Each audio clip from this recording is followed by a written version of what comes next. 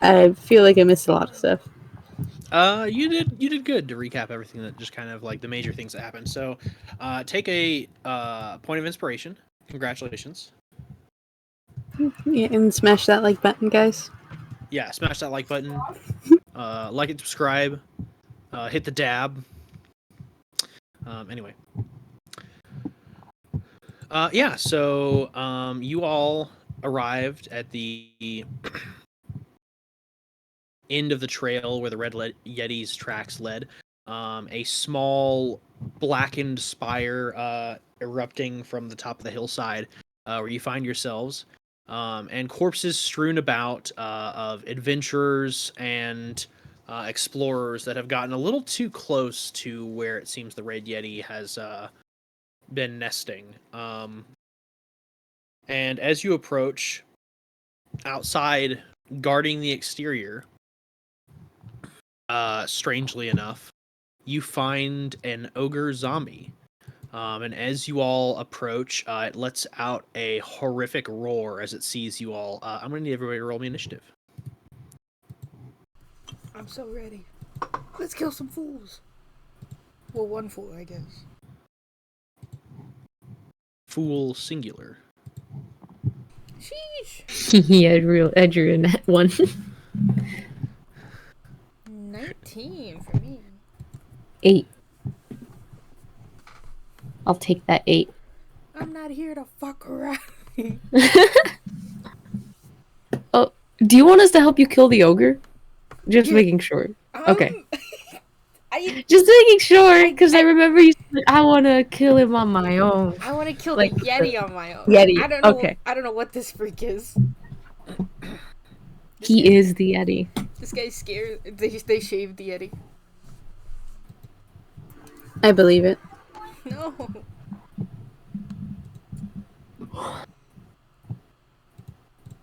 I can't remember if I casted Mage Armor already. I'll just use my turn to cast it.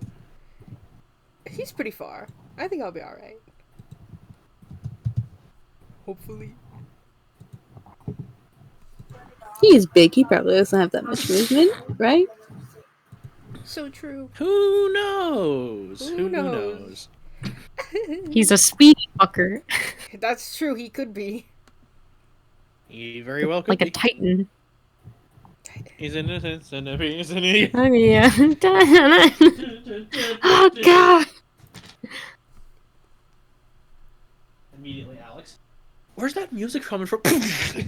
Just fucking body. Real. Anyway, let me check two last things.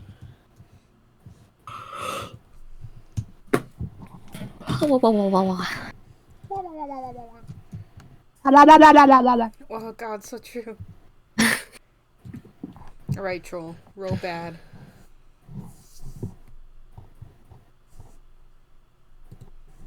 Sorry, I'm getting all of my...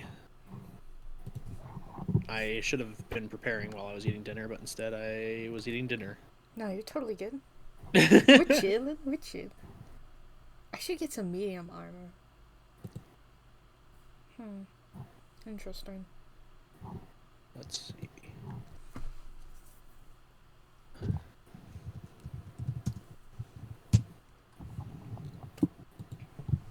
There we go. That should be all of my notes that I need for this session. Oh, shit. No, it's not.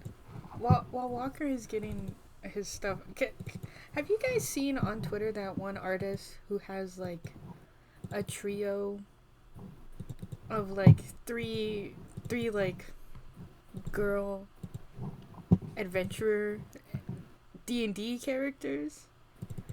Hmm? Let me see if I can find it. I saw it recently, and it's so good, and every time I see it, it reminds me of this party. It makes me so happy. You're like, whoa, that's Team Girl Boss. Yeah, literally, that's exactly how I feel. Let me see if I can find it. How fast can I find it? Oh no, this is my wrong. This is the pain of having prepared for three this Twitter. moment? Why do I have 3 Twitter accounts? Bad idea.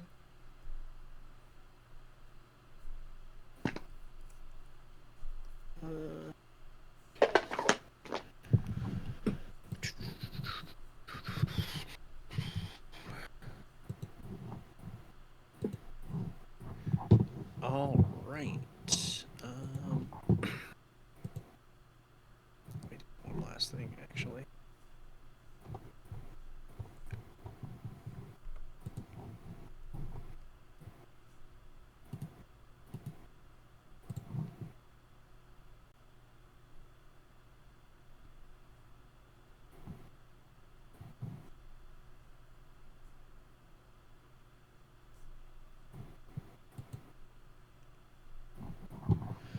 Okay.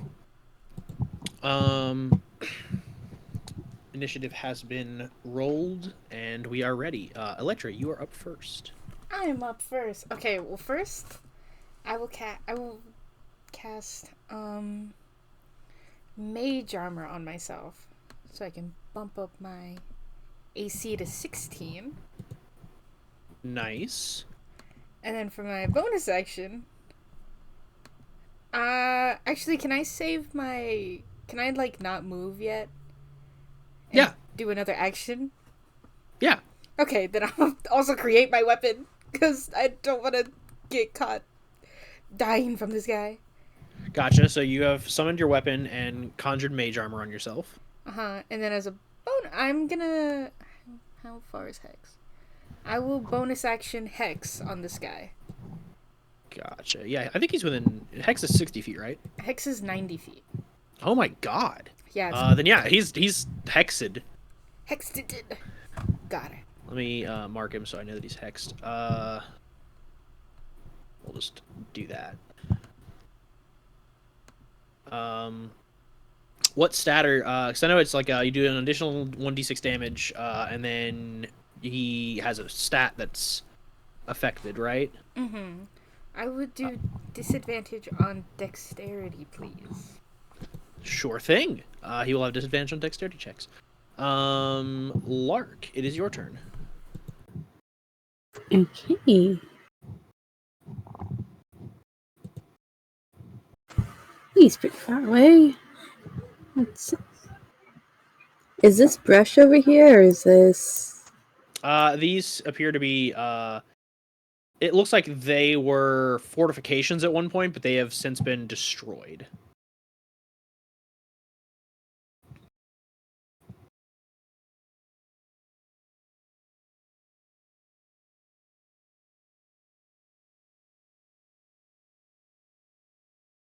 We'll move over here, and we'll take a shot at the ogre.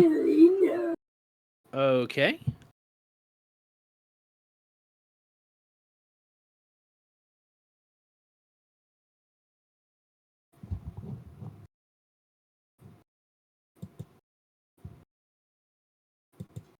Yeah, an 11 hits. Oh, that's a surprise.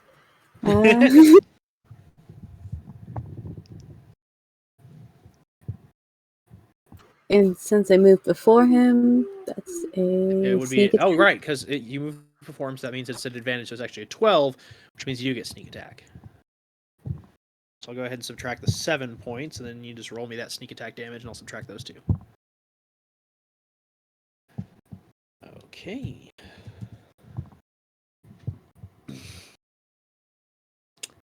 Yeah, I'll say that like you draw back and steady your aim and like lob an arrow like immediately into this thing's eye, and it just kind of like wedges itself like cleanly in there, but it doesn't seem to like move at all. And then it just like turns and looks at you with its like milky white dead eyes with an arrow sticking out of one of them now. Bonus action to hide among the fortifications. Go ahead and roll me a stealth check. And I'll have the ogre roll for object permanence.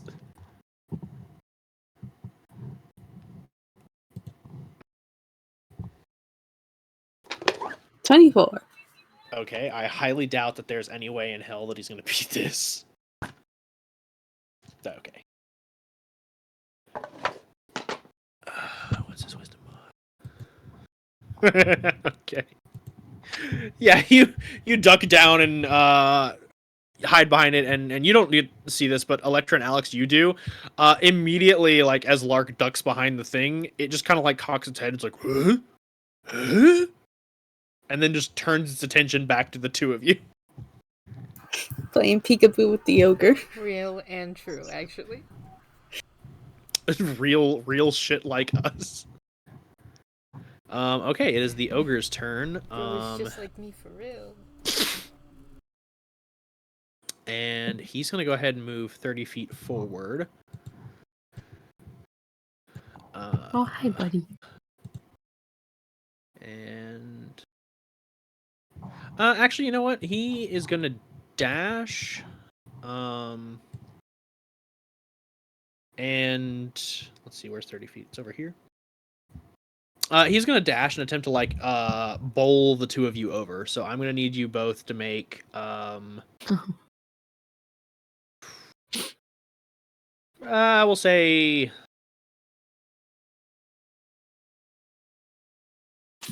I'm trying to think if this should be like strength or dexterity. You know what? I'll say it's either or. Oh, we get to choose? Yeah, you can choose to stand your ground or jump out of the way. Save throw? Saving throw. Yeah, this will be a saving throw, not like Oh, a shit. athletics or acrobatics check. I was ready to roll. Yeah. Athletics, okay. Nat Oh my 20. god. 16! Okay, time to see what he rolls. Oh, fuck. Oh wait, no, this is a saving throw. I should be setting a DC. What am I doing with my life? Don't beat my ass. I'm scared. It's just gonna be him running and we both just step out of the way. Honestly, might be. Yeah, a 16 does succeed. So I'll say that like I'll say that he gets stopped more or less. Like you do jump out of the way. And I'll just go ahead and move you over here. Like you jump out of the way and he does like attempt to shove his way through. Electra doesn't really budge, but he does like end up in what would be like the range of y'all. Okay. Alex, it is your turn. Oh, hi, buddy. Okay. My good old friend first. I'm gonna do Toll the Dead. Cool deal. He has taken damage, so this will be a D12. Yeah. So he needs to make a wisdom save. Cool deal. I doubt I can meet your DC, but we're gonna find out. It's a 16. No, that's a 1. Okay. I don't know if that's the damage that was rolled. I think it was. Let me check. Yes, it is 2d12, so that is Okay, 16 so damage. 16 points of damage to the old noggin. Yeah, as you toll the dead, he staggers back as the necrotic energy. Oh wait, it's necrotic damage. Wait, never it's- mind. Oh, I was like, he's a zombie, and then it turns out zombies are apparently only immune to poison damage. What the fuck? really? Yeah. Huh. I guess you just cause him to decay more. I guess Oh, it's like you just gross. watch as Falling bits of him apart. begin to fall apart. Oh. It's okay. I'm a doctor. I'm used to this. I'm used to this. You're just like, you're gonna be okay, buddy. Oh no. Oh, buddy, don't worry. I'm making this as fast as I can. Okay. Oh, give me 1 second. I'm quickly trying to find it. It's a 3rd level spell. Why am I like this? It's not a 3rd level. Why? Okay, let's do some oh fuck. I'm so sorry. Why am I not able to find it right now? This Are is you there looking it for is. spiritual Spiritual weapon. There we go. It's like it's a 2nd level spell. It's a 2nd level Do you spell. need help? I probably did. Right, let's summon the spiritual weapon right on top of him. Okay, go ahead and swing to hit, and I will. Oh my god! Oh, do I still have yeah! a token. I don't know. It's a 19 to hit. Yeah, that hits, and it does 11 points of damage. I don't have the token. God, I'll have to scroll way down to find the token. We can use honestly anything.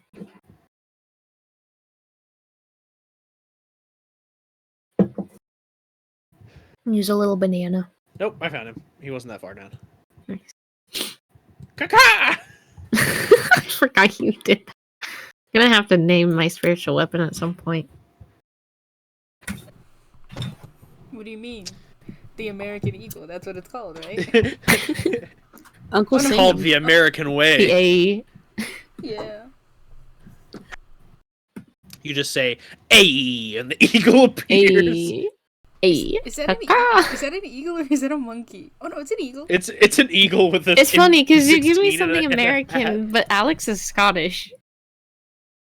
What do Scottish I mean, people do you want me to find? No, something? no. I can just find think a that's gift. funny. No.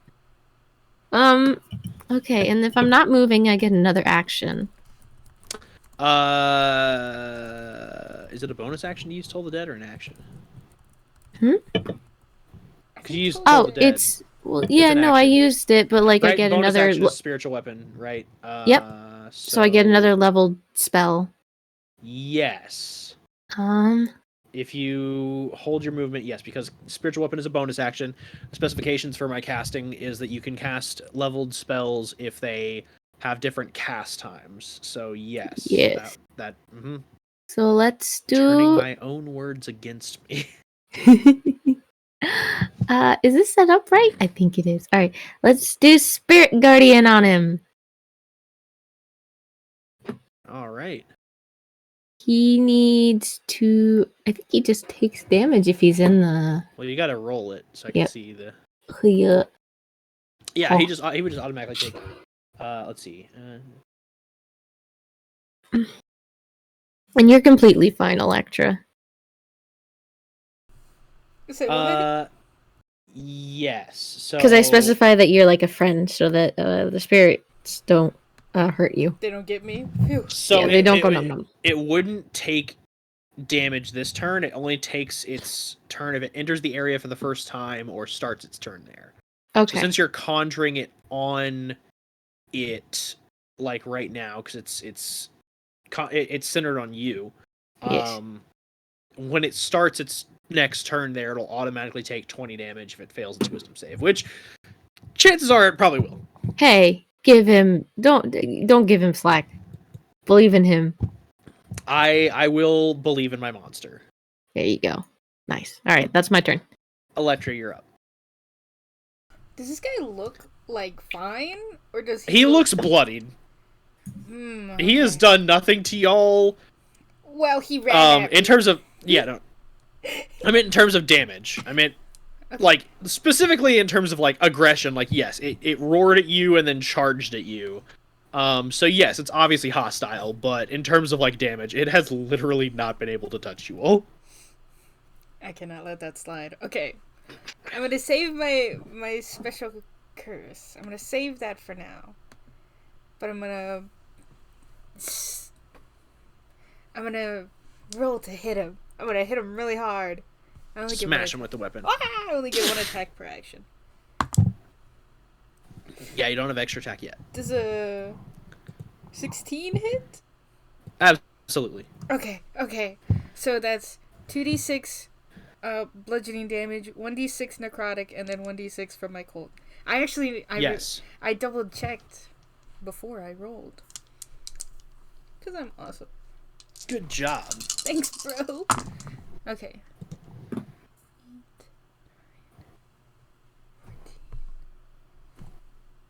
20 bludgeoning, 20 damage total from me. Yeah, he is looking pretty rough after that hit. That's awesome because I'm gonna save my movement and hit him again. You're just like, oh man, I feel really bad about this, but die. No, Electra's like, That's just like, Don't fuck, fucking fuck, kill me. fuck, fuck. yeah. Okay. Next one is 13. Does that hit? Yeah. Yahoo! Yippee! Okay. With all of that damage again. It's 4, 7, 11, 12, plus 6. 18 damage. Again for me. How do you want to do this? Oh my goodness! Jesus Christ, this guy's... Fuck this guy. I like to imagine... These are like hills, right? This little area behind him? Yeah. I like to imagine Electra, like... He, like, swings at her and she, like, ducks under it, climbs up this little like hill, and then just fucking like, fucking with Kirby with his hammer just fucking slams down her maul on this guy's skull.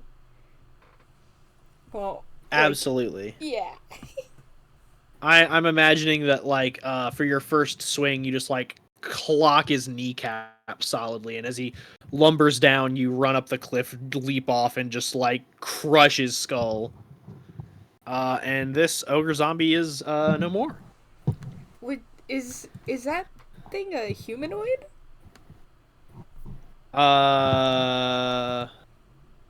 No. Okay. Okay. No specter for me. That's okay.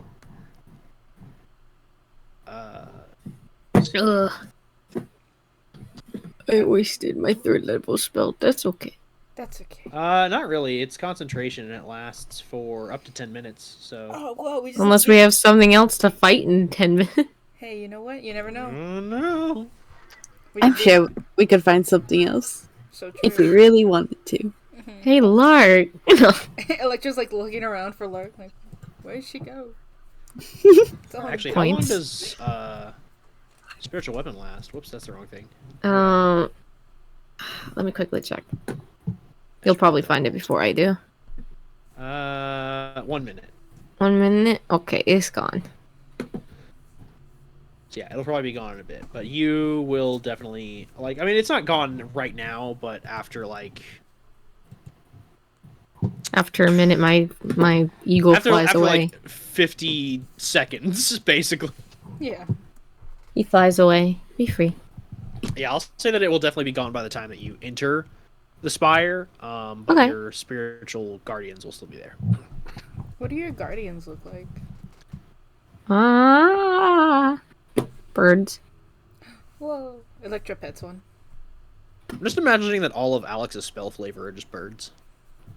So different So variations of birds. Unfortunately, we didn't get to give you an owl, so I just imagine you have birds. Yeah. What if they're owls? They're spiritual guardians. Those are some very chunky spiritual guardians. Yeah, you know. Sometimes it's like They will I take will say care that of. they are 100% like chunky owls, Oh. and they're just Yeah. flying around you and waddling around you. They're just like whoa, whoa, whoa, whoa, whoa. You can pick them up. They're friendly. Electra picks one up, holds it like a baby. You're my son now. It allows itself to be held, but it's like doing that owl thing where it's pivoting its head around very rapidly, like because as part of the condition of the spell, it's designed to look for oncoming threats and attack them. So it's just very much like ready to scrap. Oh, cute. These guys are feisty. Mm-hmm. And I will actually clear that off. You all are free to proceed into the spire if you so wish. Can I loot? I want to loot these guys. Guys, do you want to loot these dead bodies? Sure. They might have something useful. You never know. Let's go. Looting the 3 dead bodies, you find about 15 gold pieces. All of the armor and weapons that are on them are completely unusable because they have been so heavily destroyed. Like the bow on the corpse that you are looting, Electra has been completely snapped into 4 different pieces. Oh, The quiver of arrows has been shattered. For the dwarven gentleman up closest to the spire, his chainmail armor has had a huge bite taken out of the front of it. And for the elf you are looking into, Lark, their sword has been snapped in half, and the leg for their half plate armor has been completely ripped off. And they really got messed up by something. You know, You think Red Yeti did this? maybe. You know, usually I don't feel bad for situations like this. This is rough. This one does make me feel kind of bad for taking their stuff. I mean, it's 15 gold. Like, I mean, that's the only thing Oh, you no, can really useful. loot of Oh. value off of them. Oh, I'm still pocketing it. She's saying this as oh no, we split it, so it's 5 gold each, right? Yeah, 5 gold each. Okay, 5 gold each. Oh. I like just Nice. I like just saying like, you know, I do feel kind of bad for this as she's putting it in her pocket. I'd say the only things that are intact are the tools. Like there's a fully intact shovel, and stone hammer. Does anybody want a shovel or a stone hammer? Not I'll take the necessarily. shovel. I wonder what they're using it for up here. I Yeah, wanted the hammer. specifically for the hammer. Yeah, it's just used for like knocking stones out of stuff. Like it's used for masonry basically. For like basically knocking stones into place, removing mortar, things like that. Mm-hmm. I still take it. Anyways. Is Yeah, this go like for a it. hole right there? Yeah, that's a hole that leads down into the structure. Like it's basically like this large black obsidian material structure. But as you like kind of like put your hand across it, like it is not sharp. It's almost unlike obsidian where it is cut at geometric angles. So it's always like anytime it breaks or fragments, it's always in a triangle. This is very smooth and rounded, and it feels like if you broke a piece off of it, it would probably be rounded as well. And there is a large kind of hole leading further down into it. It looks like it's been dug out from the inside. We want to go investigate? Yes, Sure. I do. I will say this on the tunnel. Go ahead and roll me a history check. Oh. Anyone that would like to. I'll roll. Ooh. Bless you. 3. Sounds about right. This hole is very much a hole. I got a 13 with adding nothing. I got an 18. 13 and 18 do it. You all are able to determine that this hole that has been dug out of the... Sorry. You can determine that the hole that has been dug out of this spire was made quite a long time ago. The protrusion itself is about 5 feet in diameter, so it's large enough for any medium creature to enter, but it is rather steep, and there isn't really a great place to find purchase leading down into the tunnel. It is clear to both you, Electra and Lark, that the best way down this would be with some form of climbing gear, like affixing a rope to the outside and kind of like going down. Otherwise, you'd have to just scale the wall naturally, which may require an athletics check. Or in Lark's case, you could just walk it because you have spider climb, I just remembered. However, it appears that this was hewn a long, long time ago. Do we still have sonar with us? Yeah, I'm right here. You know anything about this stuff? What stuff? Oh God, that's a lot of dead bodies. Oh, it's not that many. I was napping. What happened? I like unhook him and like point his head so he's looking straight down the hole. Oh, this stuff. Oh yeah. Oh wow. This looks like Netherese Blackstone. It's been a long time since I've seen this stuff. Huh? Oh, maybe this leads to the necropolis? Probably not. This thing's too goddamn small. Oh. But this is definitely a part of it. Probably. Maybe this is like a back door. Well, not. Hmm? I'd say more like this looks like a research tower. Oh. If anything, you're probably not gonna find a whole lot in here outside of nerd shit. Ooh. Oh, fuck. But for those of you that are interested in nerd shit, there's gonna be nerd shit in there. Alex. There go. I'll go down. Oh, wait. Are you? Be careful, it's a Wait. steep drop. I have pitons. I have pitons. Yeah, I was gonna say pitons and rope would be great. I have pitons and rope. I can also just take a rope down. You tie one end up here, I tie the other end down there. Okay.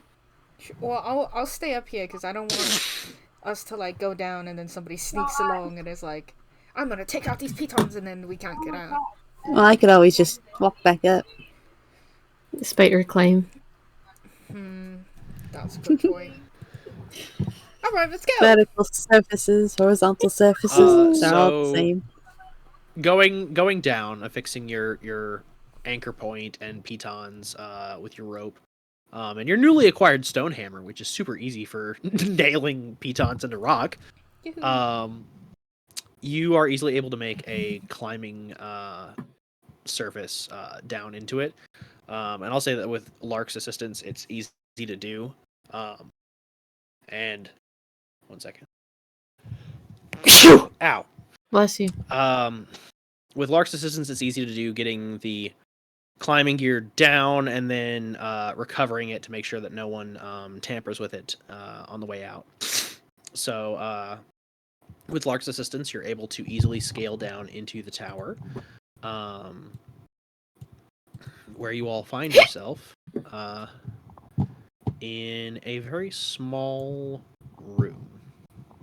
Let me pull up my description notes. You find yourselves in an upside-down room, the contents of which are coated in a deep layer of frost. Across from the tunnel that you have climbed down is a wooden door that's flush with the ceiling, which used to be the floor. The door is ajar, and flanking it are two identical stone statues that are hung down like stalactites. Across from the statues are sconces with upside-down flames burning in them still. You see that the flames that are burning upside down shed a light pale hue across the room itself.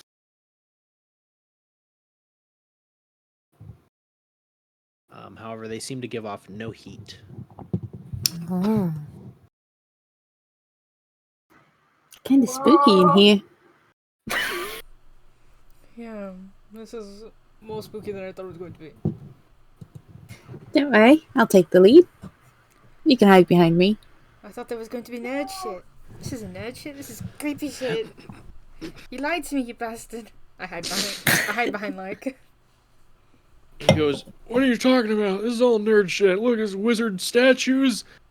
There's..." And he looks at the torch sconces. I don't know, those are like continual flame spells. Yes. I don't know what the He fuck looks that at is. Magic that makes fire. Awesome, shut up. Additionally, I'll say this, like, each doorway is about 8 feet tall, so it's about Electra size. However, since again, you all are currently standing on what used to be the ceiling, there is basically like a 4-foot tall like barricade you have to hop over, as the top of like the door frame that led up to the ceiling is now on what is the floor. I apologize, this is going to get confusing very quickly.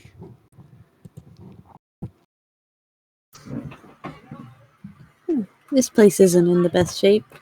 But for context, Electra's going to have to step up and lean down to Yeah, get through these Oh. doorways. it's no worries. Poor Electra. Like, just like, okay, I'm not going to be able to hide behind you. I'm the perfect height.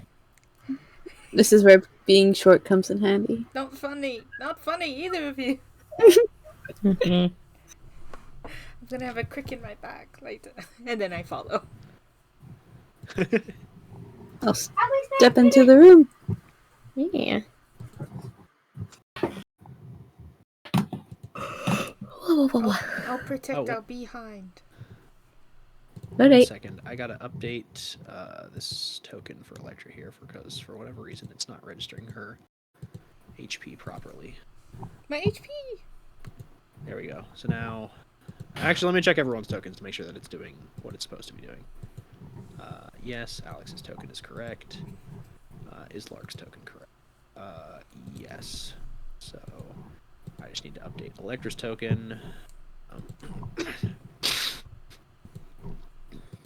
There we go. It's always Electra and that dang token. So yeah, proceeding into the doorway, you find yourself in kind of a long hallway that leads to what you would have assumed at one point would have been a stairway down, or in this case, up to the next level. But it is completely choked with rubble and ice, making entryway through that completely impassable. Hmm. Might just have to work our way around through this building. Okay. Do you think? Uh, Yeah. So say there are doorways to your left and right that lead further into the tower itself. By the way, for Kaito and Nyla, y'all can move your own tokens. I think I did give you control over them. So if you want to move Oh your yeah, character my around. bad. Give me like 1 second. Thank you. Yeah, no, all good.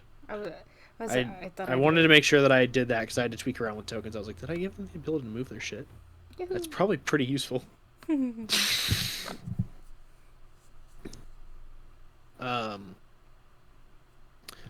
But yeah, there's a doorway on your left and right for you to investigate further anything that you wish.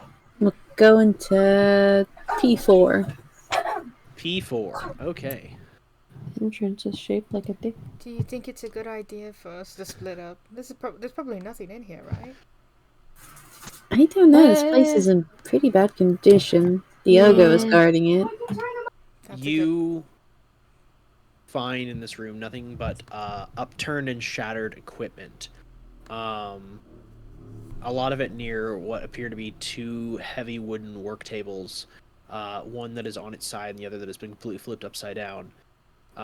But the wreckage in this room is vast and spans the entirety of the room. Oh wow. Something definitely came through here, right? Oh, for sure. This looks more like everything that was on the floor just fell down onto the ceiling. Okay. Huh. Natural disaster, probably. Natural rotting.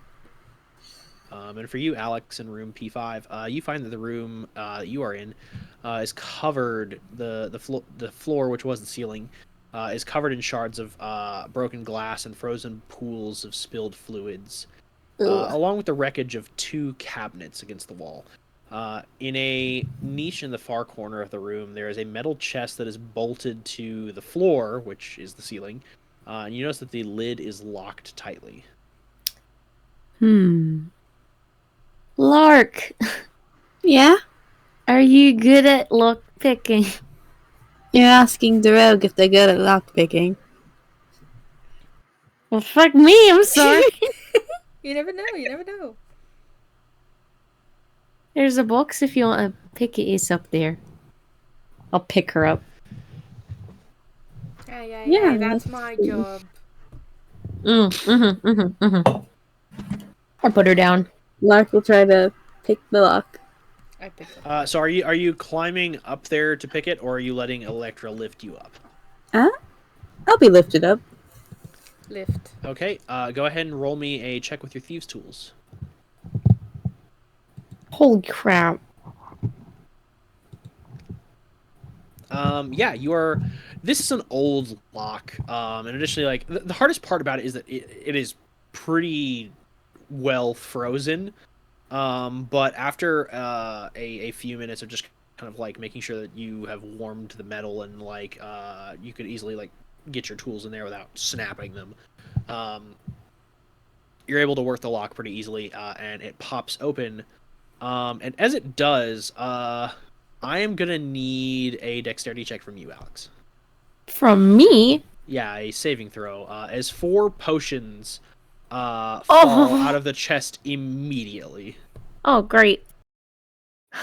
How's a 12 sound to you? Maybe this is your flash moment. You never know. My what? Oh, no. I need you to roll me 2d4. 2d4. 5. Okay, 2 and 3. You watch as the 4 potions spill out, and immediately you spring into action, trying to snatch them out of the air. Unfortunately, you only have 2 hands. Oh, shit. And as you grab 2 potions from the air, catching them before they hit the ground, 2 do shatter against the ground. One containing a kind of like green substance that pools into the grout of the tower before kind of like beginning to start to solidify as the temperature is so cold. As the other one shatters, and you watch as a kind of like clear liquid begins to do the same. As the ones that are in your hand are kind of a light blue and a dark red. So nothing bad happened to me. Yeah, nothing happened. You just lost the chance at 2 potions. So I just have one? Okay. No, you have 2. Oh, okay. Oh, yippee! I had you roll a d4 to determine which of the 4 potions you'd catch. That's okay. And you caught numbers 2 and 3. All right, I'll investigate those later. All right. Out of that, you find that there is not much else in this room. That's okay. Should we go to the other room on the right? Yes. All right. Skedaddle. Skedaddle. You find yourself in what appears to be an upside-down library. Tall bookshelves are affixed to the outer wall to prevent them from overspilling or coming free. However, unfortunately, the shock of whatever happened to this tower long ago have caused many of the books to spill out onto the floor, while many do remain on the shelves. A large table lies on its side with one leg broken, with a few books spewed off of it. And you see a 5-foot wide tunnel, much like the one before that you climbed down through, leading further down into the spire. What kind of books are there? Go ahead and... Actually, you know what? There actually isn't an investigation required for this. You find that the few that are remaining, that are still intact, either due to being exposed to the elements or age themselves, have caused many of the books to be destroyed. There are 4 books that are still intact. One says The Magical Wonders of Netheril. The other says Mysteries of the Faerim. The last 2 say Wizards in the Hollow.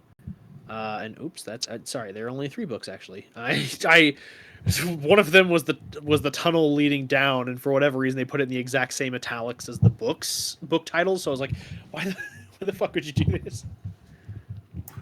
I think this could be interesting. You interested in any of these, Alex? Sure. Alright. We'll put them away. No, I don't want to see.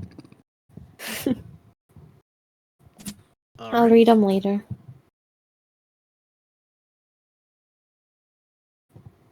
Do we want to go down the tunnel? Why not? Alrighty. I'll take the lead. And we'll walk down it. This tunnel is not as deep as the last one. In fact, you surmise as you crawl down it that if you wouldn't need climbing gear to get down, you could just slide straight down it. Oh, you guys can probably just jump. Okay. Okay. I jump. A jump, yeah. You slide down the roughly hewn tunnel, bumping around a little bit, but otherwise fine. As you all arrive down in what is area P6,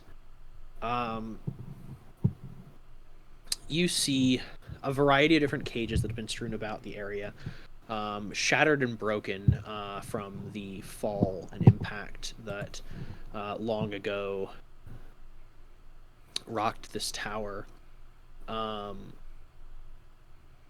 The only thing that can be seen is within one of the cages a carapace of what appears to be an insectoid creature. I'm just going to go ahead and move y'all down to P6. However, as you all take notice of it, before any of you all can begin your investigation, you hear a faint crunching sound. So I need everyone to roll me a perception check. Scary?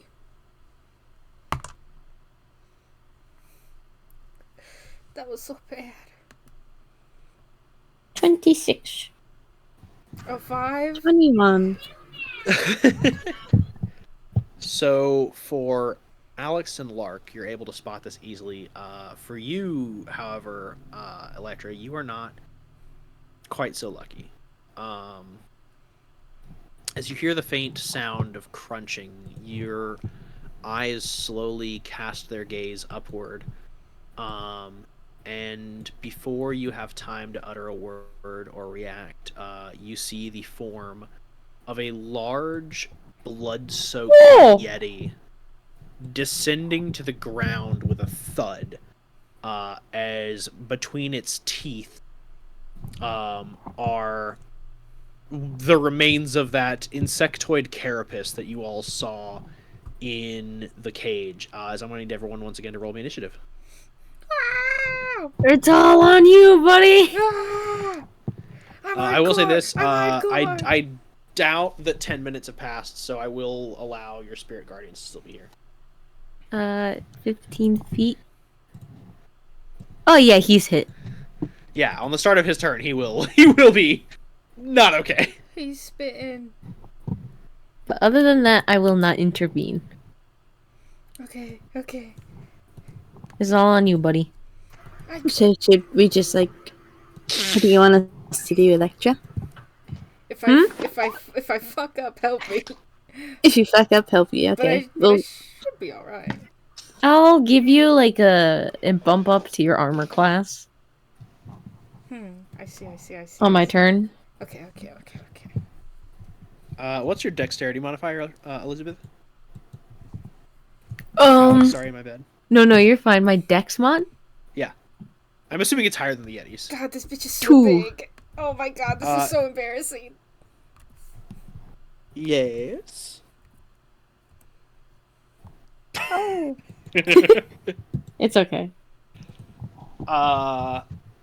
So Lark, you are up first. Now just a question: are you all just like letting Electro 1v1 the Yeti, or are you guys Electra did going say to help? Electra said she wanted to try and do it by herself because that guy really pissed her off. Her honor is on the line. But I think if Electra fucks up, starts getting like too hurt, will you guys help me, please? Of course. yeah, just offer help when you need it. Yeah, I will say if you just want to wait, that's an option. Can I provide the help action? You can provide the help action. I will say that if the only form of help action I could potentially allow would be you distracting the Yeti, so if you choose to use the help action, you can draw its attention, which will give Electra advantage on its attack roll. However, when the Yeti's turn comes around, it may attack you. Oh, that's fine. You can just crawl up the wall. Well, how tall is this guy? Lark just crawls up the wall a little bit and is just like, hey, you suck. You're dumb. Stinky. Why are you covered in blood? That's so last fall's look. I was about to say, like, that's so last week. That's so last winter. Yeah. But Yeah, I'll allow you to take the help action and kind of like move away from it to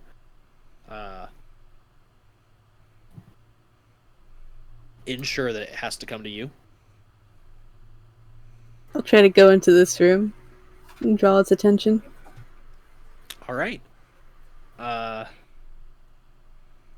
Not gonna ask you to open door, but I'll say that like you're able to kind of like easily cross into there.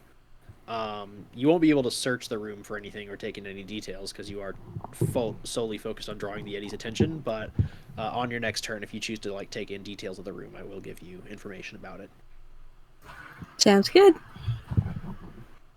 Alex, you're up. okay, so what we're gonna do here Mm-hmm. is first, let me quickly check this just to make sure. Since, you know, you're the one that's gonna be wanting to do this, Electra. First, what I'm gonna do. Hold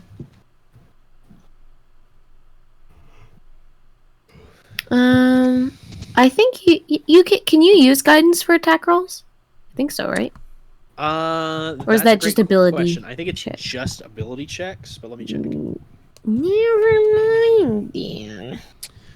Yeah, it's ability checks.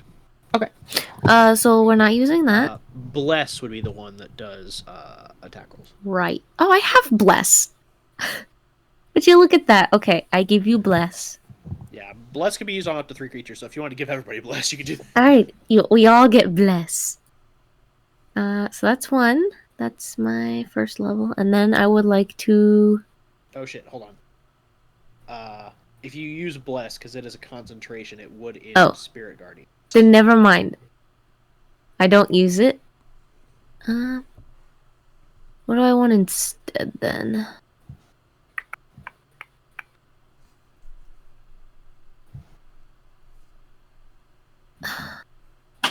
Oh, hello. Bye, Otter. I don't know. There's really anything else. I mean, I think the only other thing I'm gonna do is a Shield of Faith, Electra. So that's my bonus. So you can add a +2 to your AC. Whoa, +2. Is Shield of Faith a concentration?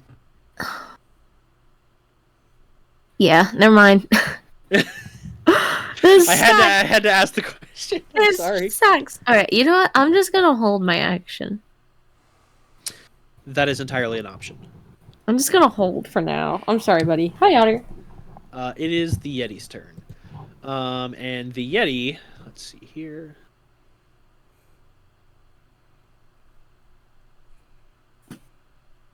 Sorry. Hi, Otter. The Yeti is going to turn its gaze on Lark. And Lark, I'm going to need you to make a Constitution saving throw. Oh no. Not Oh, good. God.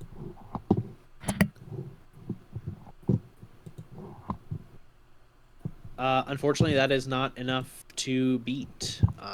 Let's see here.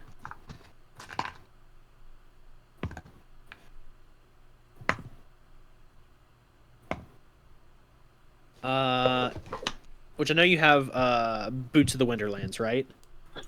I do. So you don't take the full amount of cold damage. You'd only take 5 points of cold damage instead of 10. However, you do find yourself paralyzed. Okay. Can I use Uncanny Dodge on that or no? No, because this is not an attack. Just thought I'd ask. Also, he needs to make a save throw. He does. He does need to make a save throw. It's Wisdom, right? DC 16?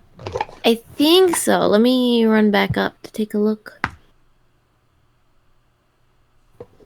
Save throw 16. Does he take half damage if he succeeds, or is it no damage if he succeeds? Let me go check. Let's see, Spirit Guardian. Spirit Guardian. When the spell. Fiendish save. On a fail, the creature takes. So it's On a, half damage. yes.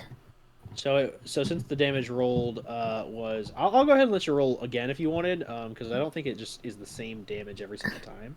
I don't think it is, probably. So yeah, That's a good amount of damage, though. I'm scared I'm gonna get anything lower. Let's give it a try. You know what? Did he fail or did he save? He succeeded. He rolled a 19. Oh, I rolled the exact same. You know what? That's fine. So he takes 10. Wait, no, did I? It's 17. No, 17. So he takes 16, 8 points of damage. As he does that, and let's see. So paralyzed means you are incapacitated. You automatically fail strength and dex saves. Attack rolls against have advantage. Any attack that hits the creature is a critical hit if the attacker is within 5 feet of the creature. Okay. Well, we're gonna find out how this goes, because I know that Lark has really good AC. All right, natural 1 on the first attack, so that bodes well for the. Oh wait, no, it's an advantage. Right. Does a 23 hit? Oh, it does hit. Okay, so that's an automatic crit. Ah! And then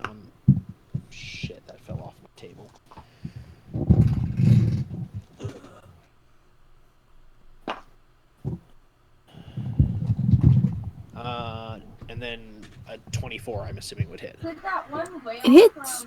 So that is also another crit. Which means...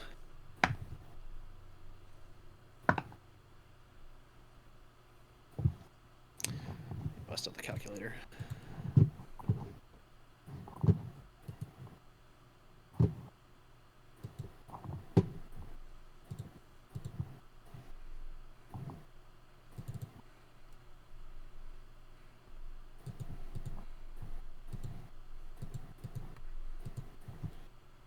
Where'd you go?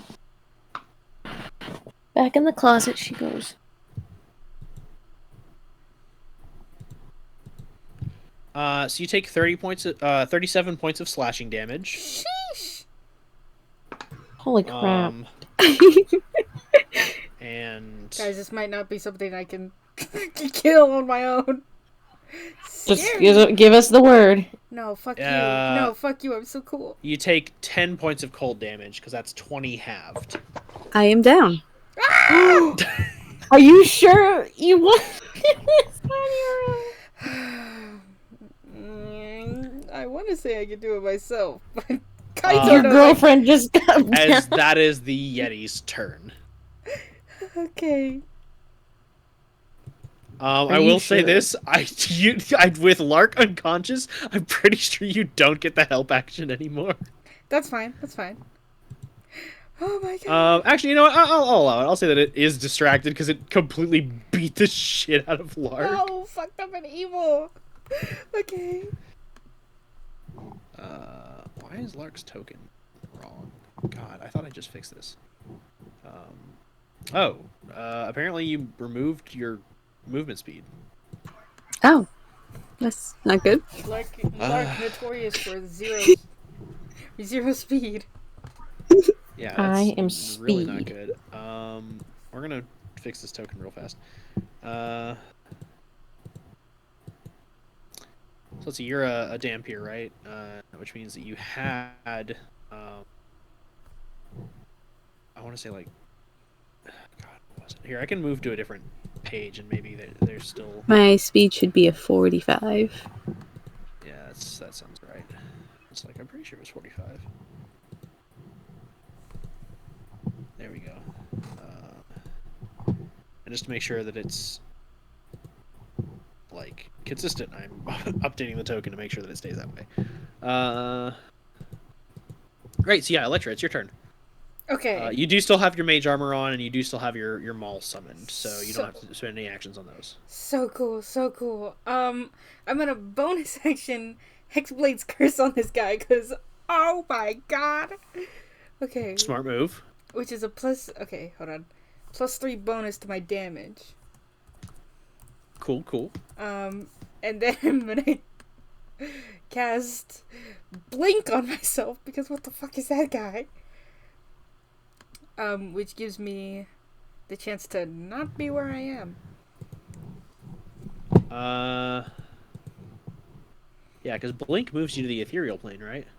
Sure does. I have to roll for it first. Yeah, go for it. And I will be right back. I'm gonna run to the restroom. Okay. Oh my god, I can't believe you're dead. Not yet. I still have 3 saving throws to get. So true, actually. Unless the Yeti decides to kill me.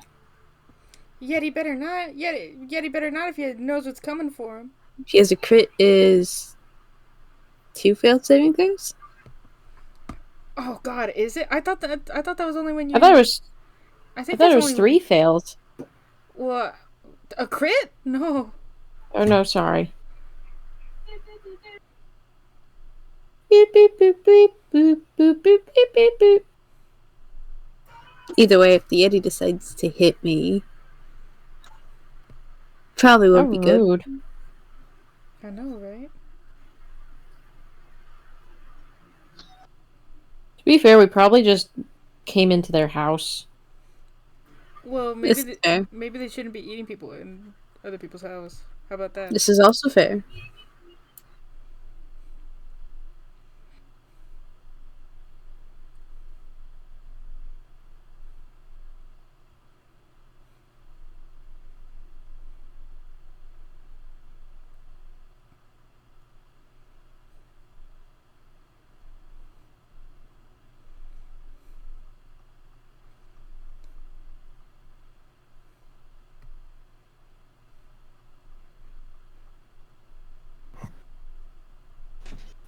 Okay, so you cast Blink, and I rolled a 17, for which means I go plump, I disappear. Oh, great. Thanks for leaving. It's okay, it's okay. I'm pretty sure Electra like looks at you and is like, worry about Locke, don't worry about me. Oh, okay. yep, you. Let me pull up the spell for a second.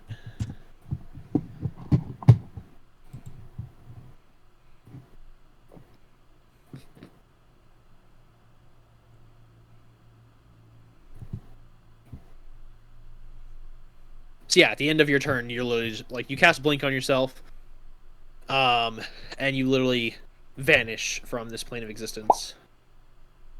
Bang, bang, there I go.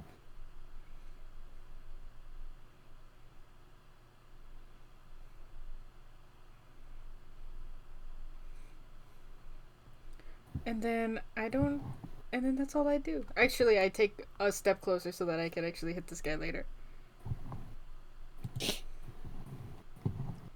Gotcha. Well, with the definition of the spell, you would just blink onto the ethereal plane. So at the start of your like you don't have to move because what happens is basically like it is your action to cast this spell, and then if you wanted to move, you could do that. But at the end of your turn, you would vanish from where you were. And then at the start of your next turn, you could return from the ethereal plane onto an unoccupied space of your choice you can see within 10 feet of you from where you vanished from. I see. So if you moved up and like squared up with him, you could literally just do the peace sign and then you'd pop out of existence. And then you could literally, on the start of your next turn, teleport behind him and just fucking... Hello, motherfucker. Yeah. Just very much teleports behind you. Yeah, for real. On that note, Lark, if you would be so kind as to roll me a death saving throw. Wow. So not great. Not good. You know what? It's okay. I got you, bro. Alex, it is your turn.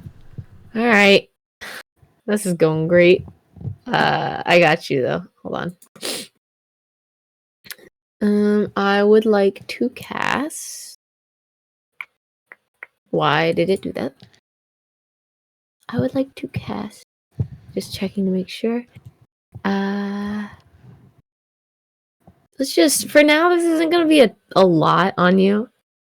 I would like to cast Cure Wounds. Oh, hi. Hey.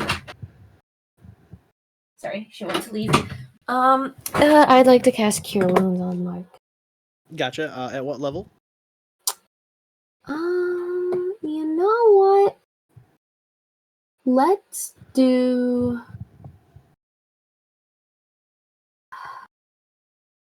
Let's do it second level. Okay, so that'll be 2d8 plus your spell casting ability modifier. Yep. So 2d8. Plus your wisdom mod, basically. Yep. 16 plus 3. So 19 hit points. 19 hit points. Lark, you are back up.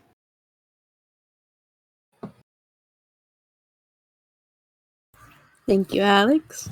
And you You're are also no welcome. longer paralyzed. Well, I got rid of that. That's good. Well, yeah, being completely knocked unconscious tends to do that. I mean, I know that like Electra really wants to do this by themselves and they haven't said to like beat it, so I'm just gonna hold my turn. Still, I'm just not gonna do anything. Except, maybe move a little bit away from the Yeti. Okay. Just like where are you moving? right there. Okay. Don't hit me, brother. Don't hit me. You don't want to hit me. I will decide not to because it wants to use its reaction for something else potentially. All right, and now it has to make another saving throw. That it does. It has to make a wisdom saving throw if I remember correctly, DC 16. Go ahead and roll your 3d8. Yes,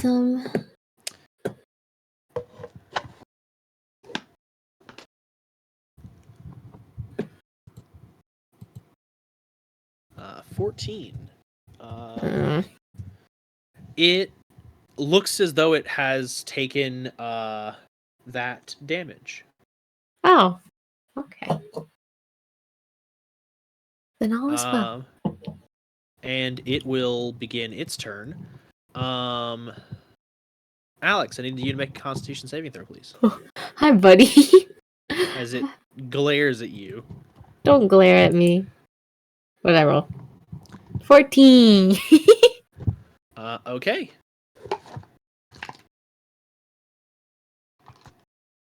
Let's see here. I'm gonna assume that doesn't save.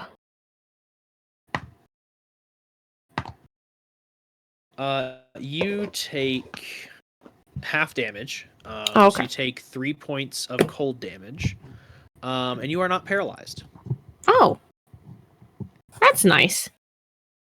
And the Yeti is going to attack both you and Lark. As you are the only targets before it. Oh. Does a 15 hit? Alex? No. And Lark, does an 11 hit? It does not. As you both get a little wise to this Yeti's shenanigans, it swings wildly and angrily at you, but the flitting of owls about it makes it difficult for it to kind of like perceive you all well as it swings wide and you're able to easily duck and weave out of its attacks. Electra, it is your turn, and you can choose a point within 10 feet to appear at.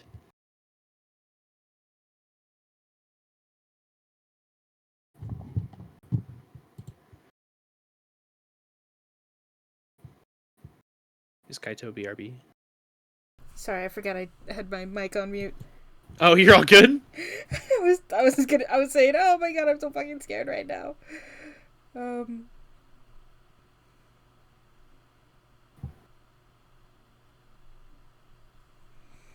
gonna roll to hit it 2 times.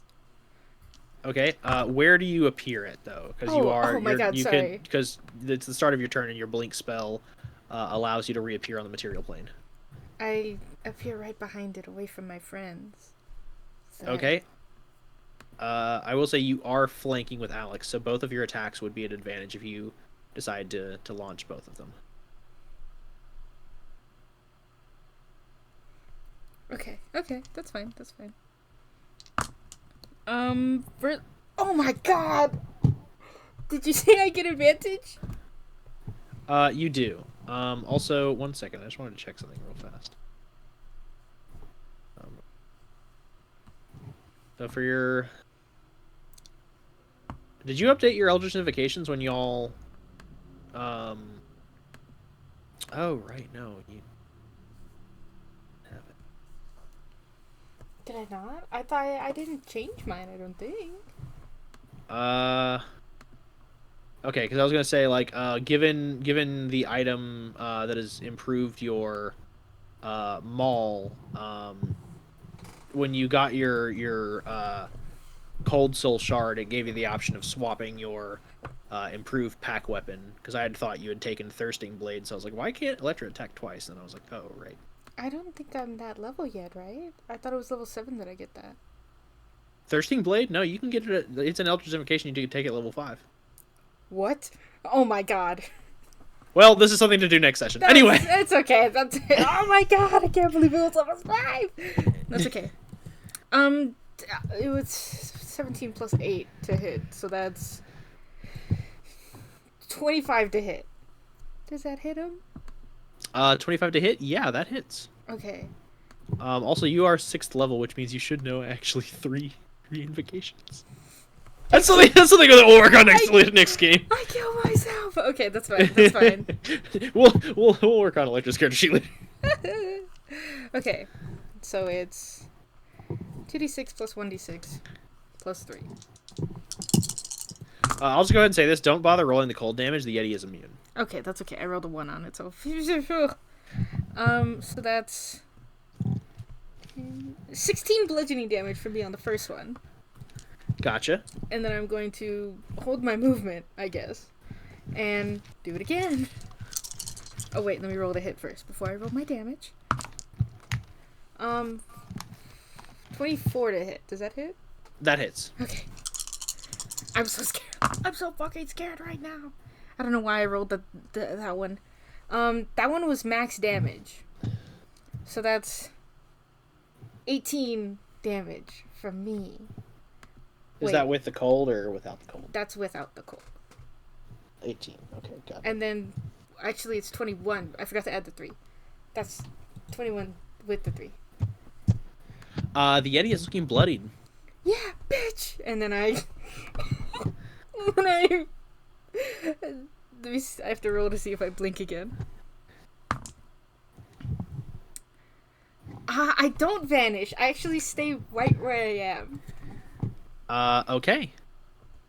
At the top of the round, it is Lark's turn. However, you all begin to notice something. As you hadn't heard it before over the sounds of the Yeti, but there is a clamor and a din that begins to emerge from down below you.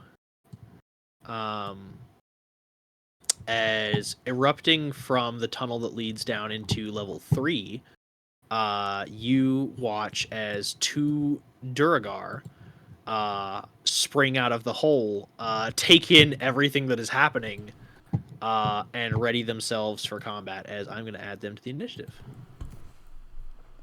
Uh-oh. Uh-oh. Wow, I thought Duragar were more dexterous than this. This is actually really sad. Okay. I was like, I thought Duragar had better initiative than this. These guys actually kind of suck. What the fuck? I mean, they have a lot of abilities and stuff, but, like, other than that, like, they really don't have good stats.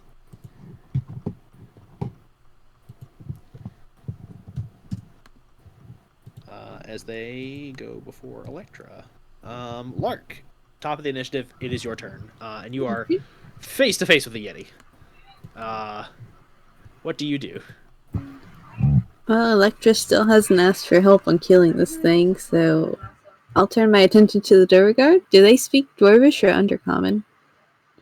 You don't know. Haven't we talked to him before? You did, but they spoke in common. Oh, they spoke in Common. Okay, so they probably know Common. I'll peek my head out from It behind is the very Yeti. hard to be seen behind this hulking Yeti, but you're like, just duck very carefully beneath like its flailing arms as it is currently engaged with Electra. Are you two friend or foe? They seem confused by the question. Are you killing the Yeti or are you trying to kill us? Yes! On both? Are you here to steal our treasure? No. As they say that, and you're like, no, one of them slaps the other upside the head. He's like, why'd you mention the treasure? He's like, oh, she asked if we're friend or foe. And he's just like, We're just we here don't to know kill if we the can Yeti. trust you. I will say this would begin to start to pass the 6-second mark. If you want to continue your conversation with them, I will say it will probably take your whole turn. Okay. I'm gonna bonus action disengage and move past the Yeti. Okay. And so you're just like, hold on, pardon me, excuse me. It's like, hey, I wasn't done talking to you. And that'll be my turn, just talking to them. Okay. Trying to figure out what they're here for. Alex, it is your turn. Ugh. I mean, like, it's the same thing as Lark. Like, Electra hasn't, like, really, asked for help yet. I mean, yeah, if you want to keep healing Lark and then talk to Duragar, that's an option. Sure, yeah, excuse me. Let's give you one more heal. How about that? That would be great. I'm not gonna do it at the same level. Why do I feel like that cure wounds is really low? What do you mean? I don't know why. It's a D8. It's I know. I don't know why. That might just be me. that's what cure wounds is. It's not. I know. I know. It's like a first level fucking spell. I know. Leave me alone. You get 16 hit points back. When I the feel like there has to be D8 like a is the bonus. cleric. Isn't there like a bonus because of like my subclass? Oh fuck, that's right. You are a Yeah, life domain 'cause- cleric. I feel like there's Uh, something that adds to it. That is a great point.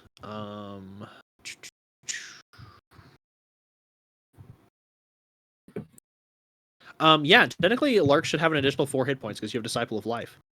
Oh, actually, wait. You have.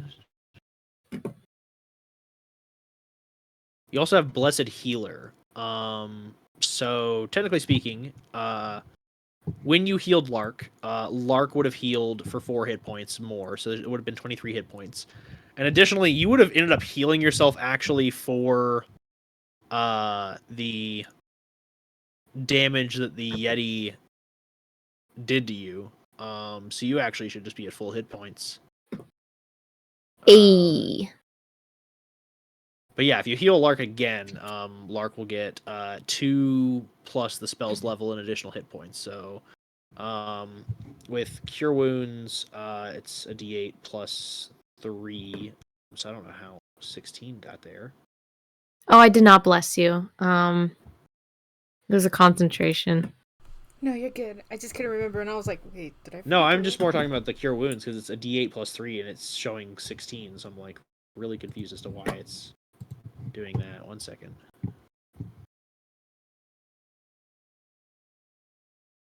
Oh yeah, I see Oh, what it's you mean. 1d8 plus 3 plus the Wisdom mod. Okay, so it should be. So actually, no, that is correct. Because it's 1d8 plus 3 plus your Wisdom mod, which is plus 5 actually. Oh, we need to change that. So, that's all. Well, that's all actually correct. So you heal. Lark heals for 16 hit points. But since we got your modifier wrong the first time,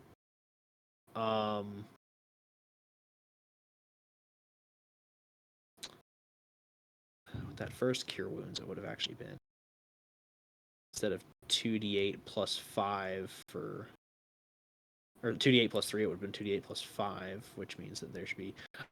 So you should be at 41 hit points, Lark. Sorry, had to do a lot of math. So now Those that are we've good numbers. properly healed Lark.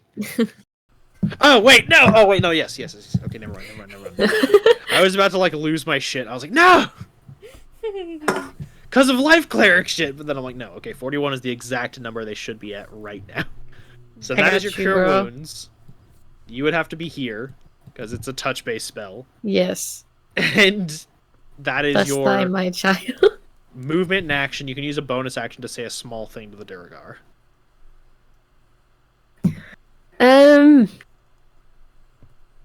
We're here to get him, and I point at the Yeti. That's it. If you want to help us kill him, we'll be out of here a lot faster. Roll a persuasion check.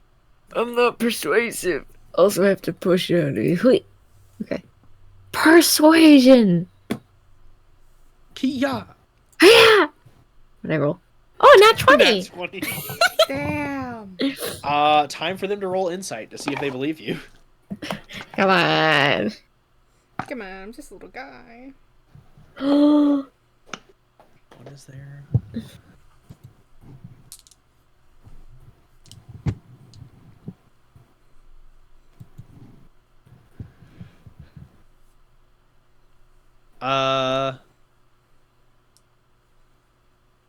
They believe that you're sincere, so they are not going to immediately attack you. Nice. Uh, You know it what? is the- I am being sincere. I'm being sincere. It is the Yeti's turn.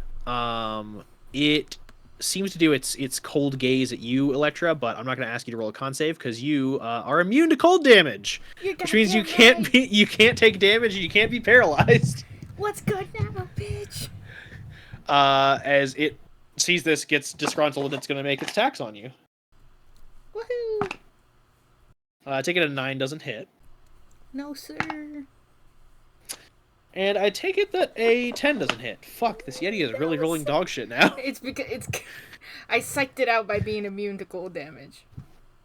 Yeah, that's what did it. That's what got him. It looks at me with an icy cold gaze, and I give it one that's I'm even just fucking like colder. you. You're just like me. Literally. As it is the Duragar's turn, and unlike your friends, they didn't take an oath to not beat up this Yeti. It's okay, I can kill him later. I'm kidding. Relax. Electra. As the Duragar transform and become large-sized creatures, equal in size to the Yeti. It's getting kind of cramped in here.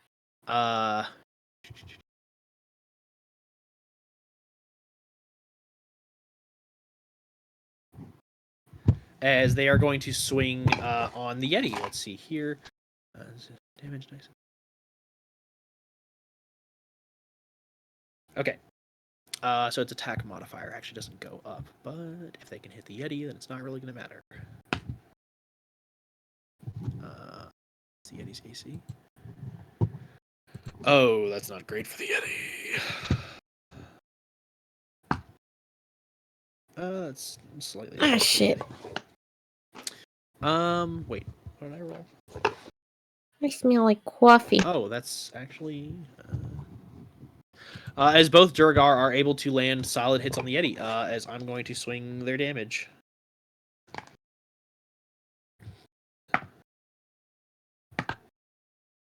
As it takes, let's see, that's 11. Plus 8, 19 points of damage as both Duragar swing on the Yeti with their war picks, really fucking him up. And that's their turn. Electra, you're up. My turn. Electra hasn't seen these guys until they started getting big. She's like, what the fuck? Anyways, Yeah, they get big and then they swing on your Yeti. hey bitch, it's my Yeti. We're helping you kill it so you can leave! I rolled a natural 20 just now. How do you want to do this? I was so excited. I had everything planned. Okay. I imagine... No hate to these Duragard. I imagine Electra fucking, like, forces herself between them and the Yeti and just goes, fuck off, this is my kill! And then I swing... How do I want to do this? I imagine Electra, like, slams her maw into the floor, and, like, through the snow and the rock and the ice, there's just, like, this fucking lightning that just comes down and shocks this goddamn Yeti. Yes, as you smash into it with your maul, you watch as the power of Thor channels through you, and you watch as actually electricity begins to generate off of the stone around you and arc together and strike down the Yeti with your hammer blow, strengthening it and ending the Yeti's life. As that was just your action. Still have a movement and a bonus. Okay. I don't think I have any. I didn't get hit one fucking time. What is it? Do I have any bonus actions? I don't have any bonus actions. Do these two look cool? The Duragarg? They are standoffish, but they are not hostile. They are currently neutral to you. Okay. In that case, I'll just use my movement to get over to my friends. Is this... I guess I'll just... Can I, like, drag the Yeti by its leg to my friends?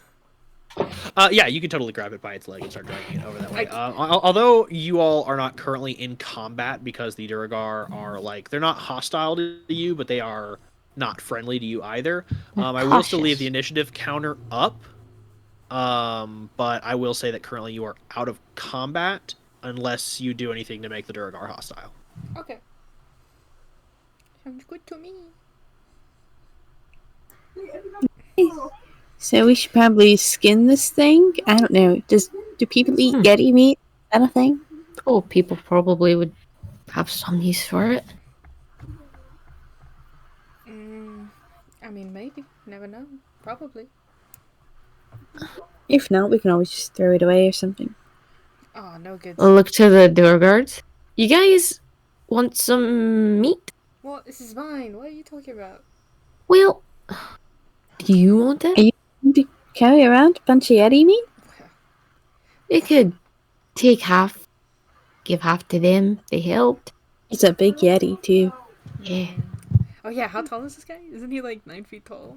10 feet tall? It's a large size creature, so it's bigger than you. It was easily like it was heavily hunching over in here. It was like about 15 feet tall. Okay. Fine. Yeah, I guess. Dear guards, you want some Yeti meat? For helping? We will take some of the meat, but we want you to leave. Okay. You guys ready to leave? You guys got some friends down there. Can I skin it down here? Will they let me skin it down here? Do I have to skin it on the ice? They seem to be like just watching you. They don't. If you go to skin it, they're probably not going to be hostile. But the longer you stay here, the more agitated they may get. We'll just skin it upstairs. Yeah. That's gonna be not fun getting up there. Oh, fine, we'll just get it down. Just pull out my Bowie knife, fucking stab it, start skinning it. I mean, you can try. Nope. You're strong. I will say this: getting it up through the hole is going to be a little bit of a problem because it is a big chunk of like dead creature. It would be easier to transport up the hole in pieces. That is true. I'll do that. I will say, as you begin butchering it, they after you like completely skin it first and like begin tending the meat, like they just take a leg basically. Yeah. Okay. Oh, They you just want? huck it down the hole. What did you say, Dan? You just want a leg, not two legs? As they after a minute shrink down to their normal Duragar size, they're just like, no, Okay. one leg is fine. Alright.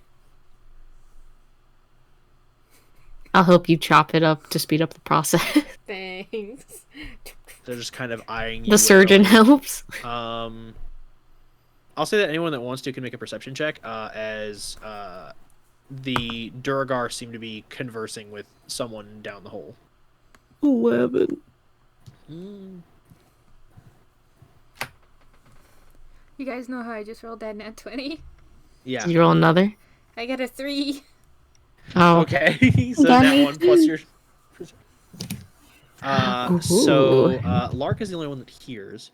But they are conversing with someone down in the hole. And basically the person seems to be calling out with some degree of authority. What's going on up there? And they're like, we're just people came in here and they fought a Yeti and they're leaving. And he's just like, well, get them out of here. We don't need them interfering. So who's that? What? Nothing.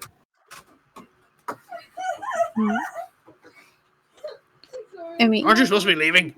I'm waiting for them. I don't want to touch that thing. Fine. So, have you guys been around here for a while? No. Oh, you new to the area? Question, do you speak Undercommon? Let me check. I speak a lot of languages. I was going to say, do you speak Dwarvish or Undercommon? Because you did ask about those earlier.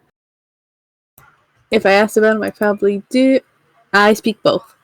Yep. Yeah, then they are conversing in Undercommon with one another, and they're just like, one of them is just like, should we just go ahead and kill them?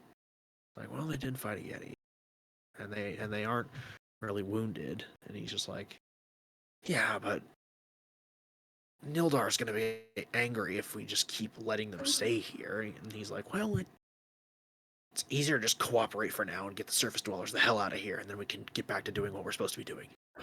Oh, Nildar Sunblight, right? They both seem horribly shocked.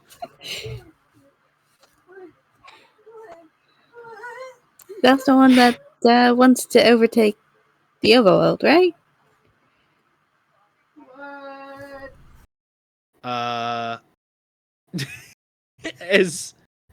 As you ask this, I think that would be what would trigger combat again. Yeah. As they both immediately grow to large size creatures once again. Has it in preparation for the offensive. No way. I would say that it has not been. Oh shit! Actually, Oh no. It hadn't been 10 minutes. But here's the thing. This is a question for Alex. Would you have canceled the spell when the Duragar got on the scene? Because if you didn't specify them, so they would have been being attacked the second. I think I kept the. That's a good question. I didn't Because even if think it is, about I need to start rolling some damage because these guys are and combat. I should have think actually at popped off a lot first, probably at first, no. But then after like Lark talked to them, they're fine. Okay, so then yes, currently your spirit guardians are not up because if they were, they would have been attacking these guys the whole time. So yeah.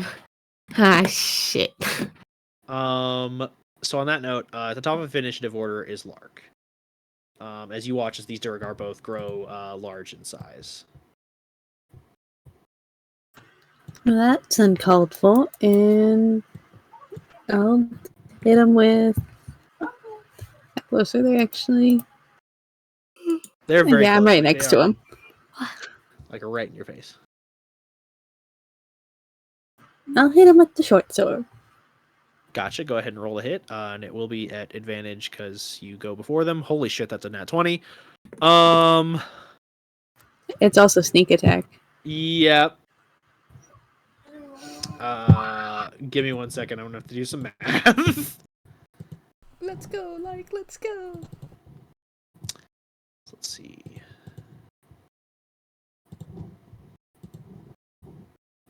Let's see. On the damage, you rolled a 3. Go ahead and roll me your sneak attack, please.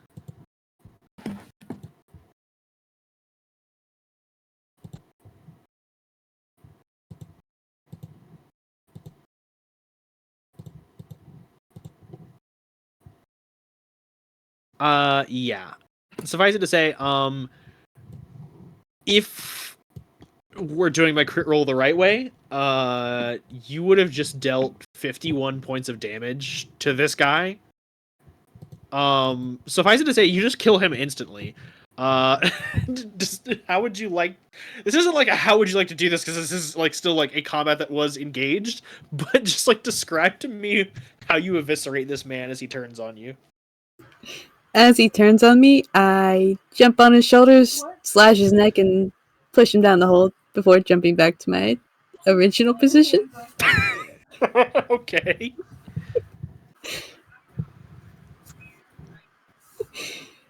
As his body thuds down the hole, that was your action. You still have a movement and a bonus.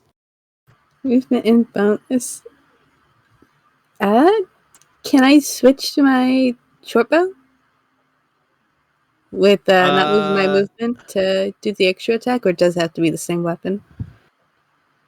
So I'll say for stowing the short sword and drawing the short bow, which we don't normally do this, because like in most cases, like it's a different turn when y'all normally attack. So I'll say that switching your weapon,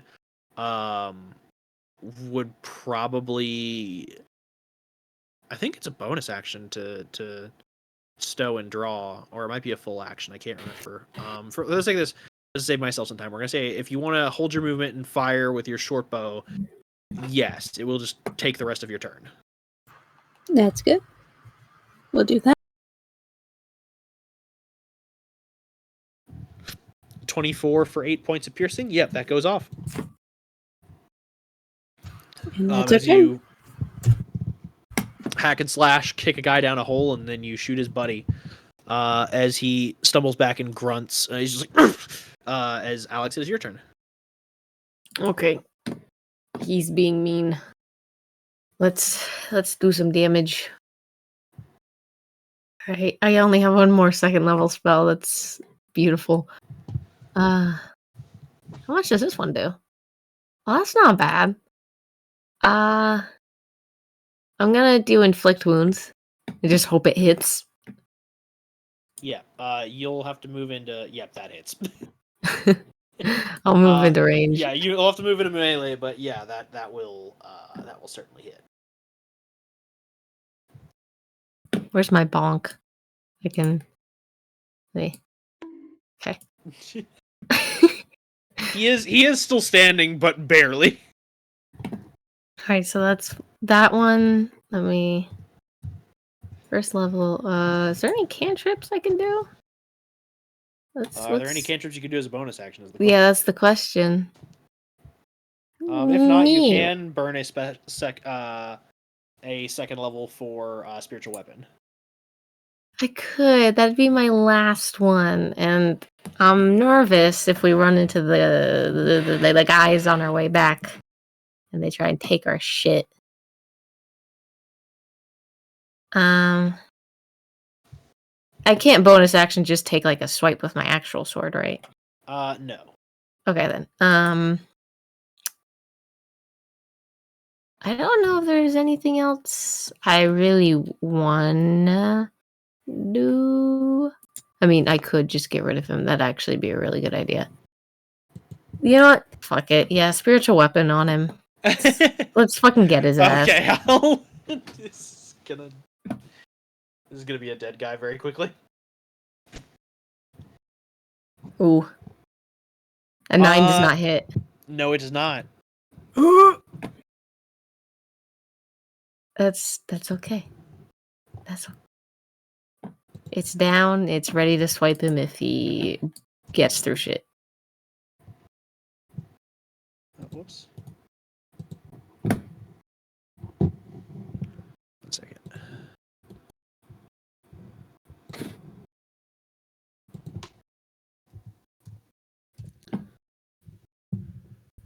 Okay, he is going to take a swipe at you. That's fair.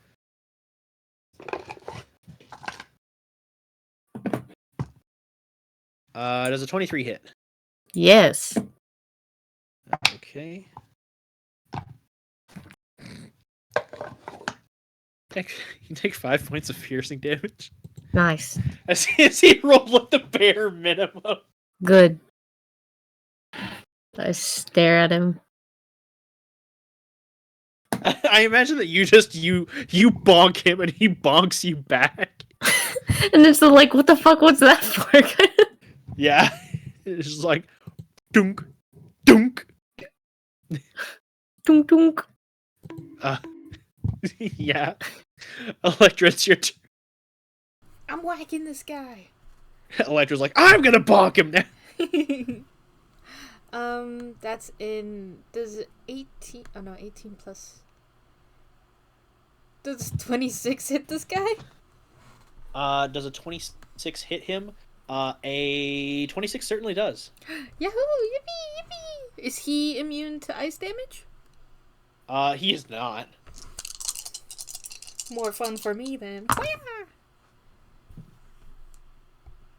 11 plus 6. 17 damage from me. How do you choose to end this man's whole career? I like to imagine Electra still, as they're fighting, Electra was still kneeling to like finish cutting up the Yeti, and then just as Alex like bonks him on the head, she like doesn't even like swing her mod, just picks it up and like throws it like it's a tomahawk over. It's just like whoosh. yeah, smacks the guy right in the face.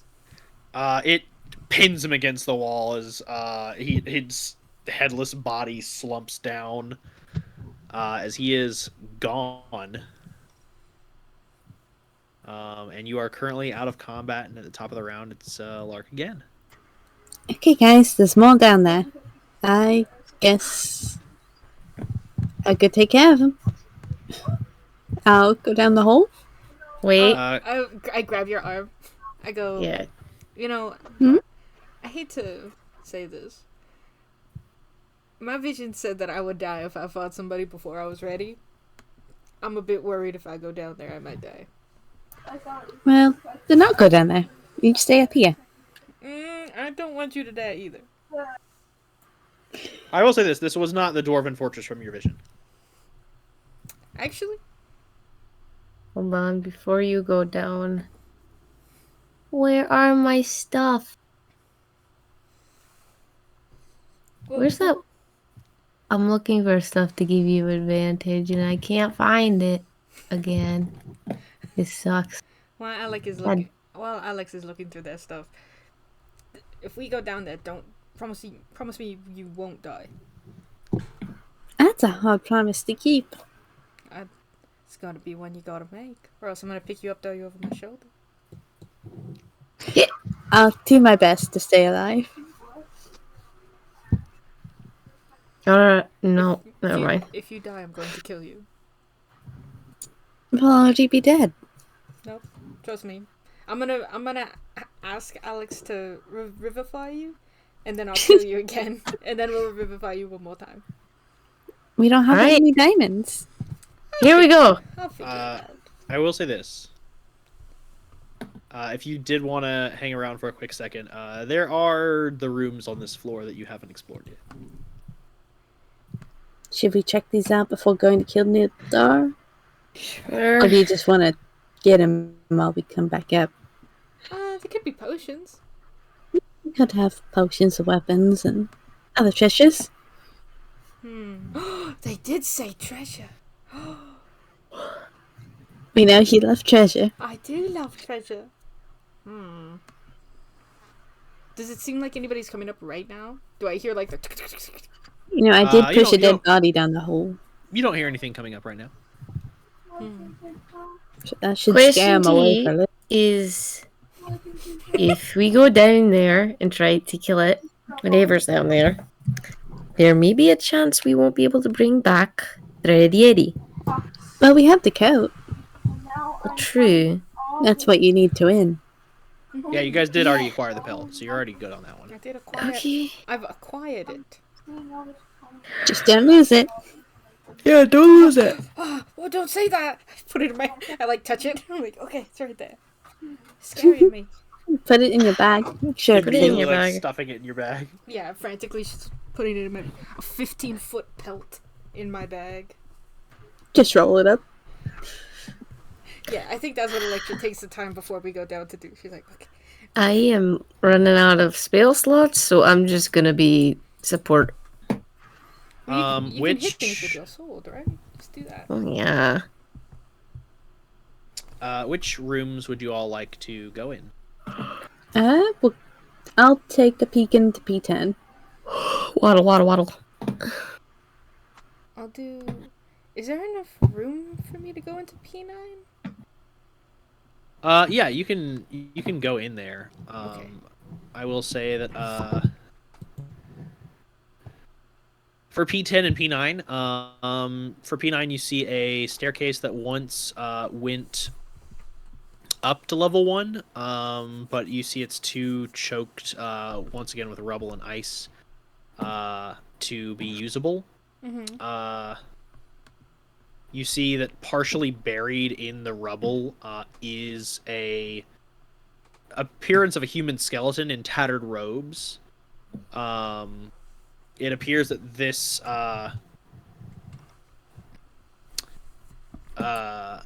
person brain. It appears that this person was killed in the crash because their body is like long decayed. The only thing that you do notice is that there was one of its fingers is missing. What the fuck? Okay. But it looks like it was broken off. So. Okay. And as for Area P10, it's a spiral staircase that seemed to go through levels further below, what would have been above, but are now below. But it is currently choked with rubble and stone and ice, making it impassable to you currently. Oh, that's not very fun. Alex, did you find anything? For Alex, you find an upside-down table sitting in the middle of the room and books scattered around. Clinging to the bowed outer wall is an upside-down fireplace. Along the same wall you see is a window, but unfortunately all you can see is hard-packed earth and permafrost beyond it. The only books you find that are still salvageable are Ajamar's Guide to the Fantastic. Everything okay? I don't know whose side it was. It just sounded like a bass guitar. I'm sorry. That It may really have been my arm moving across my desk. My bad. it took me off guard. I'm so sorry. Continue. Ajamar's Guide to the Fantastic and The Ooh. Unfettered Mind. I'll take both. All right, you now have 5 books in your inventory that can be read at a later date. Books. Okay. Outside of that, there is nothing else in the room of note or value. All right. I found books.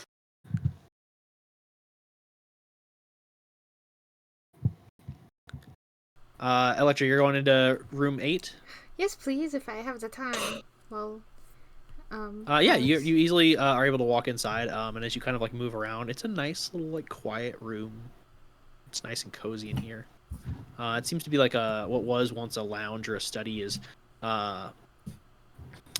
desks and chairs and some nice like lounging recliners are all strewn about as if they were tossed and destroyed in the crash. Okay.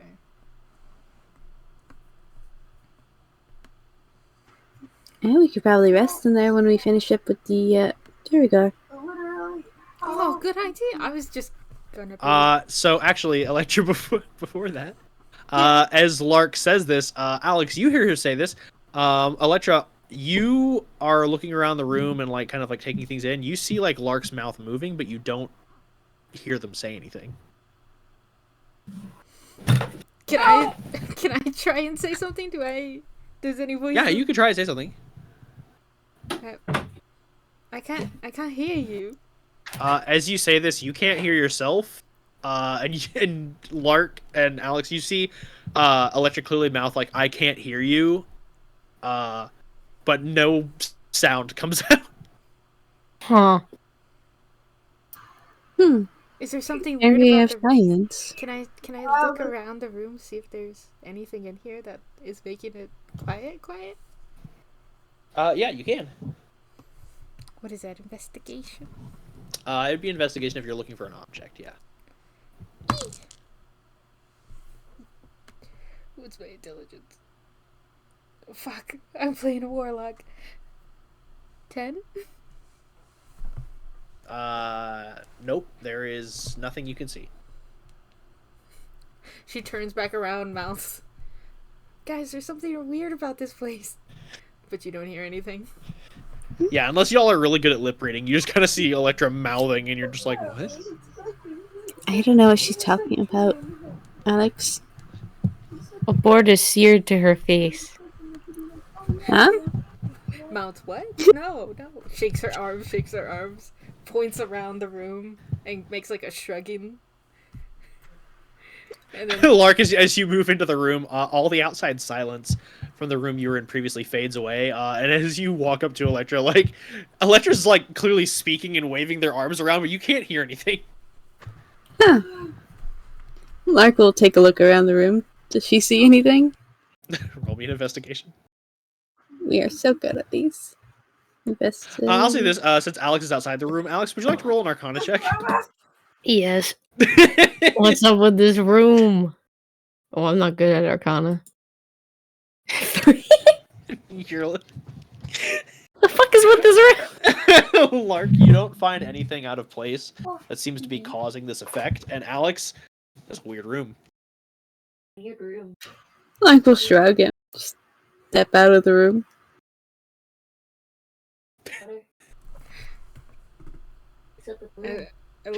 Electra keeps talking in the room, and then it's like, oh, right, and then steps out, points at Alex, and goes, "We gotta ask your wife about that." What? Oh, you can hear her now because she's out of We're the room. out of the room. Oh, hi. Hi. You want me to ask my wife about the room? Yeah, that's weird, right? Kind of, yeah. Scary. Maybe that's why they Bet. kill people.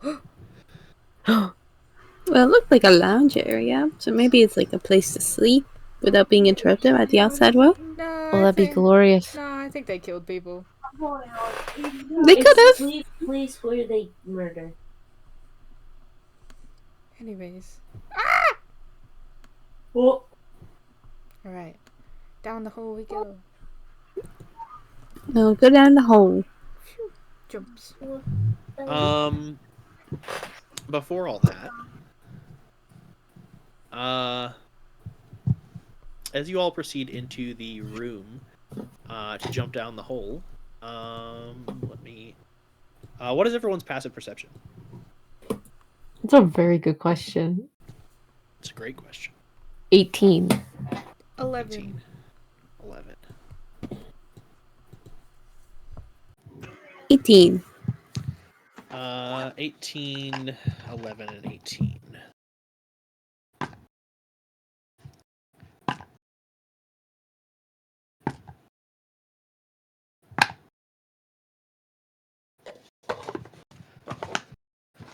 Okay.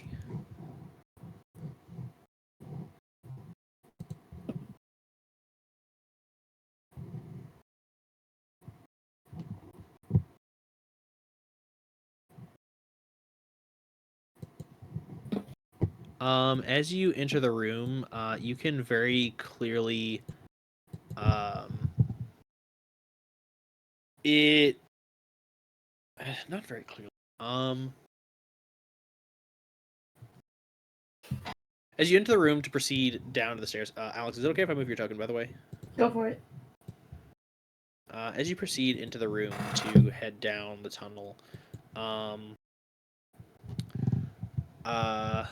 will say that Lark and Alex, you notice something has changed about the room. There is a patch in the room where it seems like the air is like shimmering, shifting. I throw a dagger at it, aiming for like a lower portion in case it's a person. I want to hit like their leg. Go ahead and make an attack roll with disadvantage.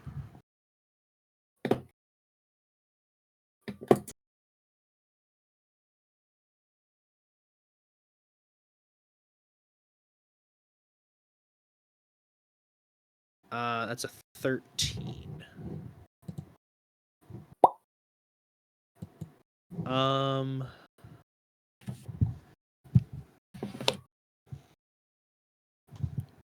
The dagger seems to pass through the anomaly and thud, in, like kind of clink against the ground, and then it blinks back to your belt. Well, it's not solid. I go wave my hand through where the anomaly is. Just as a question, do any of you all... I realize I should have asked this sooner. Do any of y'all have a weapon of warning? No. No. Do any of you all have the alert feat? I do. Oh. Cool deal. Well, at least Alex can't be surprised. Lark, as you go to wave your hand through the anomaly, I have a question for you. Yeah?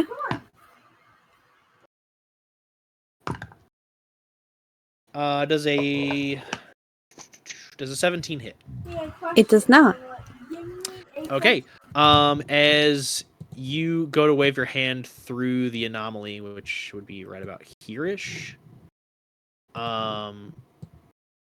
you watch as a Duragar materializes as he takes a swing at you. As his invisibility ends. But he misses. And as he takes a swing, Electra, your AC is a 16 right now, right? Sure is. Okay.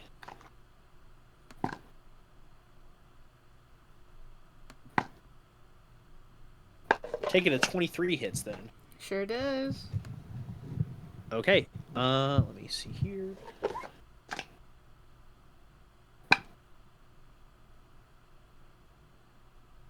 Let's see. You take 9 points of piercing damage. As a battle axe embeds itself in your back. Ow. And Ouch. a Duragar appears. You dickhead. As he just goes, fucking hell. As that is the Duragar's turn. As I was keeping track of initiative carefully, and like I didn't want to move it too much, but then when y'all started leaving the silence room, I'm like, now I should probably be like tracking it on Roll20. As Electra, it is your turn. You bitch! I'm gonna smack at this guy.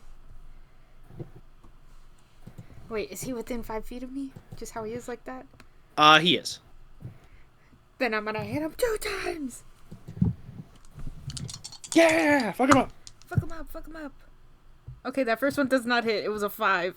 Or a total. No, it does not. What's 8 plus 5? 13? Does a 13 hit? It does not. Okay, the second one's an 18 plus 8. 26. Yeah, that hits. Phew. If you said no, I would have cried. That is 11 bludgeoning damage and 4 cold damage. Total 15. It seems like he takes the full amount of damage. Okay. Cool. As he glowers angrily at you. Glower back. And that was your movement and action. Is there anything you want to do as a bonus action? Nope, I'm all good. All right, Lark, you're up. Okay, we're gonna try to stab the guy right in front of us. Okay. There's like rude. Shink. A 13 does not hit. I will stay our movement. Try to hit him again.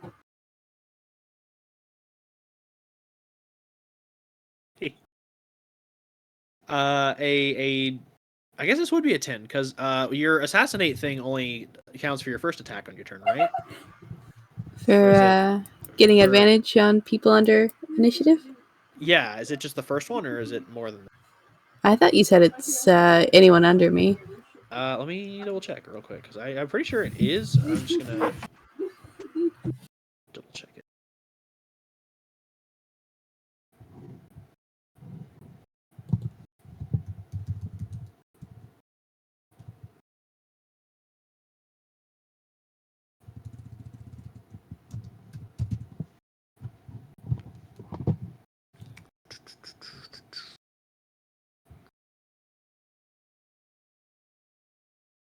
Yeah, it says any attack on attack rolls against any creature that hasn't taken a turn yet. So yeah, it doesn't. Yeah, it would be every attack that you make against him would be at advantage. So yeah, that would be. So it would be a 20, which does hit. That's 11 points of damage. Plus And then your sneak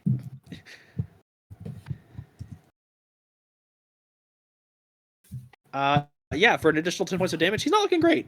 He's looking really rough as you sink the blade into his gut and twist. And for bonus action, I don't think there's anything I want to do right now, so we'll stay where we are. All right, Alex, it is your turn. Alrighty. I want to try and hold on to some of my leveled spells. So Probably a I good think idea. what we're gonna do is we're gonna use my old-fashioned friend Toll the Dead. Sounds good. Yeah. Who's dead are you tolling? Whichever one looks like it's gonna die quicker. The one in front of Lark. All right, then that one. Neat. I'm pretty sure his wisdom mod isn't. Nope. Yeah, for 19 points of damage, he's dead. Okay. He dies like instantly. Nice. I imagine like Lark stabs him, twists the blade. You just point at him, and you're like, "Bitch!" And he just bleeds from the eyes and mouth. It's just like, oh, it just dies. Dong. Anything else I want to do? I think I'm gonna hold my movement to do Toll the Ted again. Toll the Ted. Toll the Ted. Toll the Dead again on the other guy. Okay, go for it. That's not as much damage, but that's okay.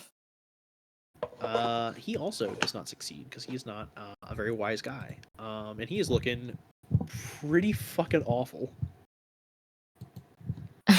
I look to Electra and give a thumbs up. Gives you a thumbs up back. As it is his turn, and he is going to enlarge. Oh! And then he is gonna go in swinging. And he hasn't raged, so I guess this will just be reckless. Because he's about to die probably, so he's gonna go down swinging.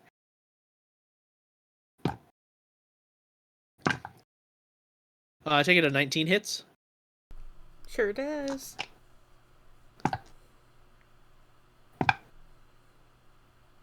You take 15 points of slashing damage as he attacks you, and he is not gonna move and attack again. Do it.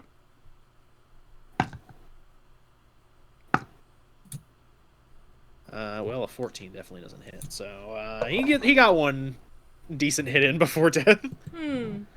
Good job. I beat this guy up. Well, actually, let me see if I even hit him first, right? Okay, I'm gonna roll. 21? Does that hit? Yeah, that hits. Okay. That's 15 damage from me.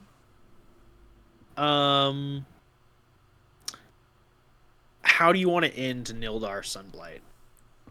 Whoa, this is crazy. I have to ask, is he a humanoid?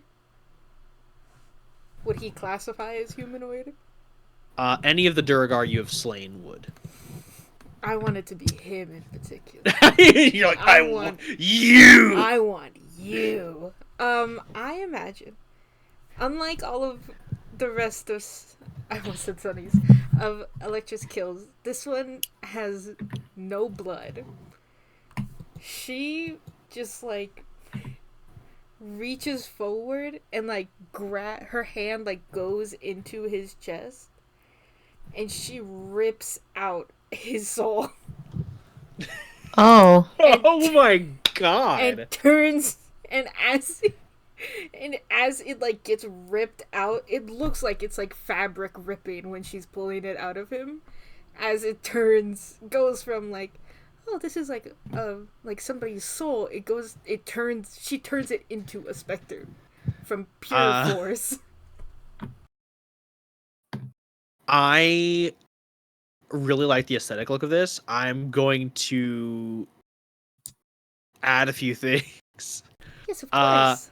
As your hand crackles with lightning and blue arcane energy, as you have your maul in hand, but rather than swing it to finish off your foe, you have decided on a different fate. As you plunge your hand into his chest, this is your first time doing anything like this. The bringing your Cursed Spectre back has always been like a sort of like arcane ritual as you anchor forth the soul of a creature after it has been slain. This is your first time attempting to rip the living soul from a being. And I think that as you do so, like, you are met with resistance. As his soul is being fought for by the god of the Duragar, the deep Duera. And as you reach in and begin pulling him, you yank his soul out, but the threads are still strong and holding him there within purchase and place. But as you begin to tug and pull, you are the wills of both this Duragar and yourself are contested. You are granted almost like a vision, and you are not sure if this is just like more in your head or something that is potentially happening here and now in a plane beyond your understanding. As you watch as this god of Duragar, Deep Duera, with flaming eyes and wielding crimson mallets, faces down against Thor, and as their hammers crash into one another, with each blow of the hammer, a thread snaps as you pull him further and further away, as it is clear who the victor is going to be in this fight. As he is reduced to nothing as you pull him away and his body thuds, not even getting out any last words that he could have uttered.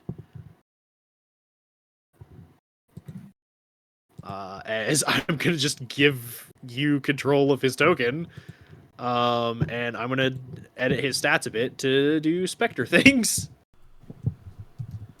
I think I turn to the rest of the party.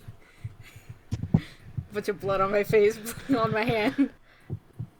Good job. Thumbs up. You think there's more of them down there? I'm so fucking tired. Oh, Let's God. leave. You guys can take a little rest. I'll search. I just need like 5 minutes. Yeah. I'll scout ahead. You sure you're gonna be alright? I'm super sneaky. I just saw Thor fighting this guy's points at Spectre Duragar. Did he win? Thor's fucking beating his ass right now.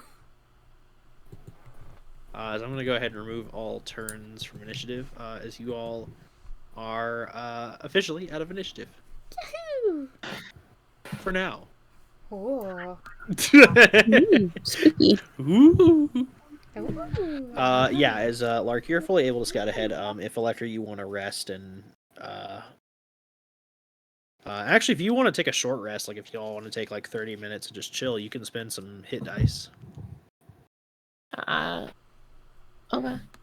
Or Alex could heal. It's up to y'all. However you want. I'm I only would missing this- like 2 hit points. What are you at right now? I'm only missing 2 hit points, so I'm at 41. Yeah, still Yeah, at 41. I- Alex is still at full, and you. Oh, I'm not are at the full. only- Oh, you're not? No, I'm at 22 hit points. When? Cause you've hit me When? a couple times. With the Yeti.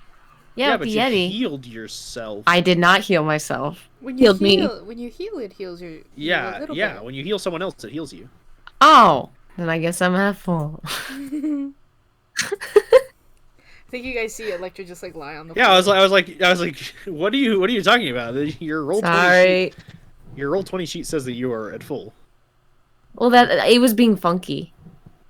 Like I was like subtracting like I had it subtracted to 22. Oh, I was messing with the wrong thing. Yeah, you were messing with your speed. All of There we you, go. all of you've been messing with the wrong bar. That's why your speed keeps getting I'm fucked so up. used to my health being on the side. I made it the red one so it makes sense because it's I'm blood. sorry. It's been a long day.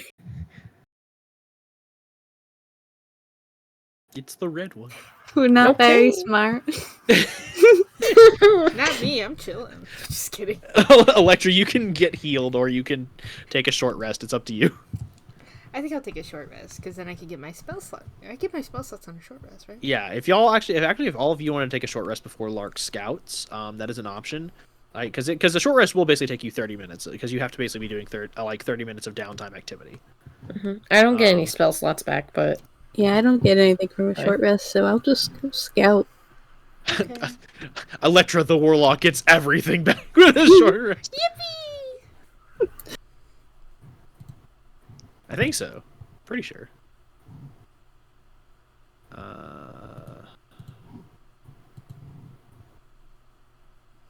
I rolled 2 1s on my.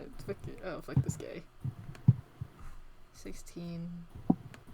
Healing. Okay, I'm back to max after an hour of sleepy time.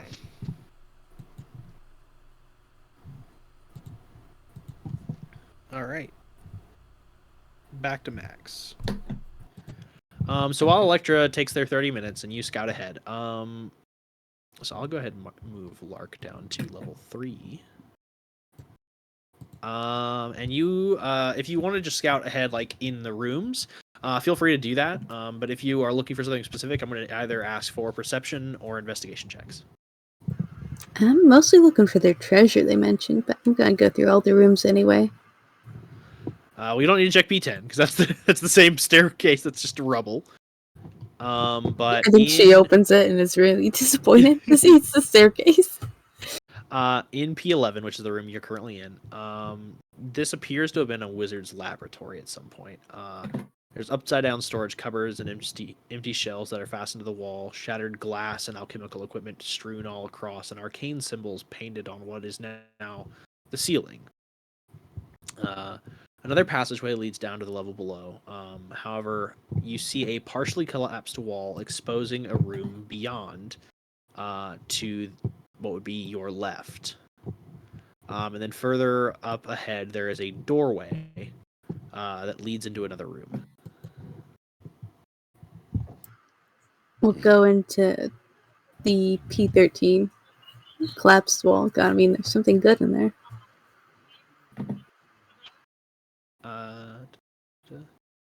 Question: Are you searching this room as well? Which room? P11? The P11, yeah. Yeah, I'm gonna search them all. Okay, roll me an investigation check, please.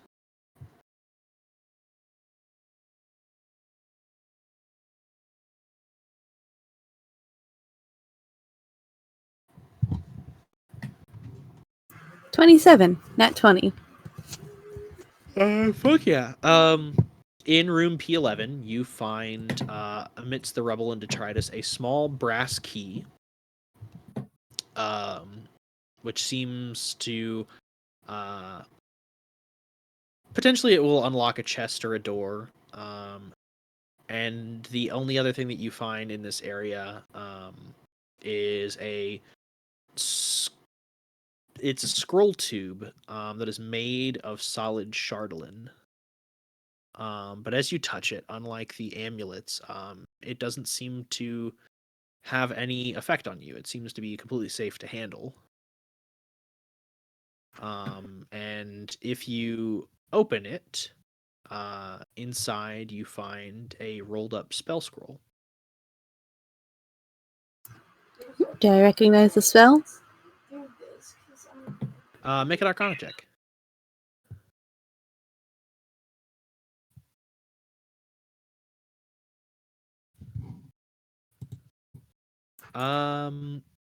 You are not familiar with the spell work. However, you do appraise that the spell scroll itself is very valuable, as the material that it's written on seems to be gold foil. Oh. I don't think I can use spell scrolls. I don't cast spells. Nope, but Electra or Alex could. They can't. Okay, let's put that in the bag. Pocket the key.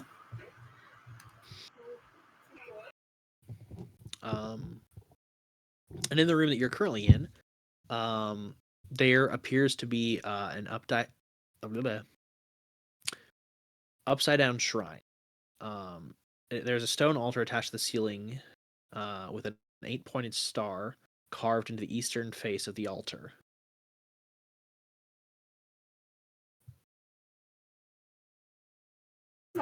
That's spooky. Do I know any gods or anything that have an 8-pointed star?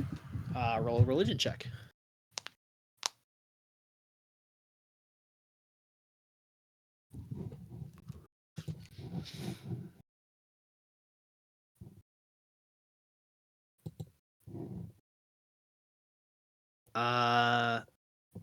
You are not familiar with this symbol. The only iconography that you can draw based off of the symbol is that it is given the star point and the iconography. Let's see here.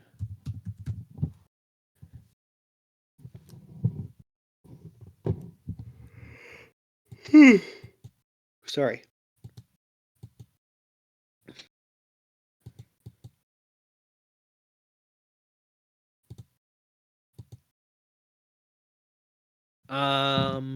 There are a few deities that use stars in their iconography. I'd say the only ones that you would specifically be familiar with would most likely be Mistra, the human goddess of magic.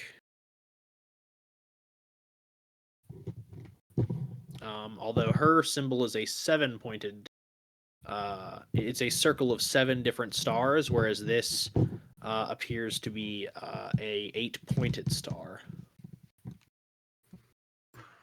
Gonna have to ask Alex about that one. Can I try to take the star off, or is it like carved? It is carved into the edifice of the altar itself. So that's not going anywhere. Yeah.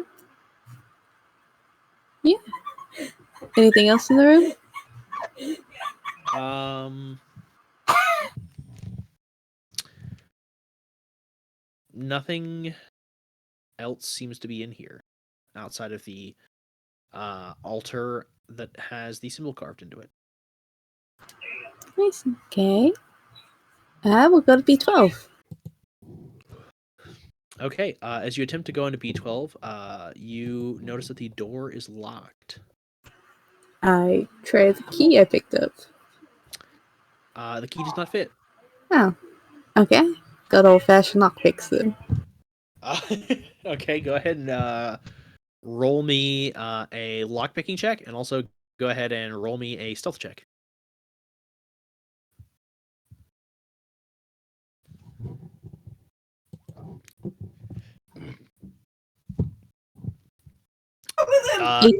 Easy and breezy. You are able to pick the lock with ease,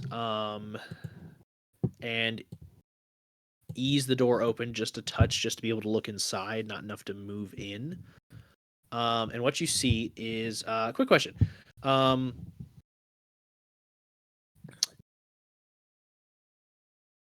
wait, I forgot that everyone I think saw. Never mind then. You see there are 2 individuals in this room.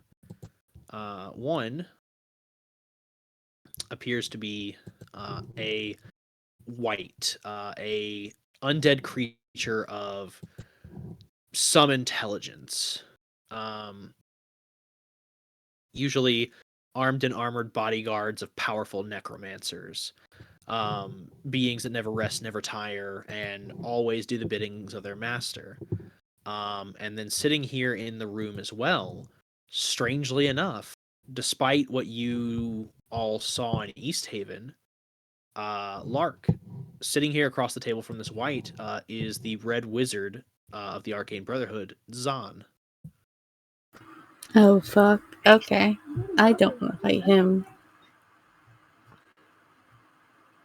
I'm going to close the door. Okay.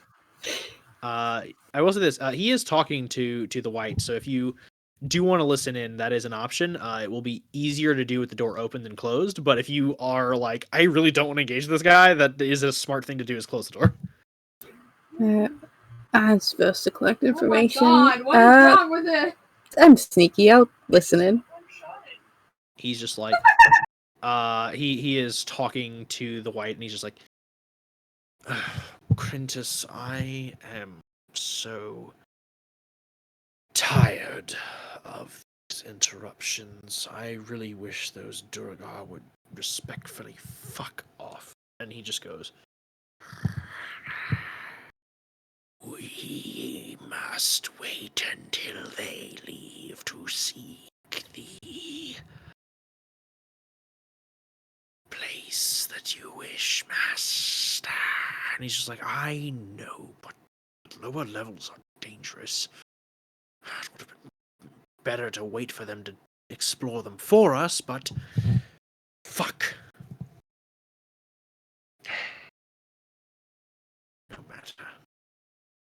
I guess we'll just have to bargain if anyone else comes down this way. Hopefully other people don't interrupt my research.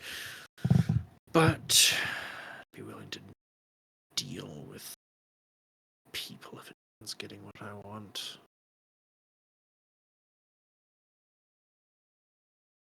And that seems to be the end of their conversation. Mhm. I'll close the door. Okay. And,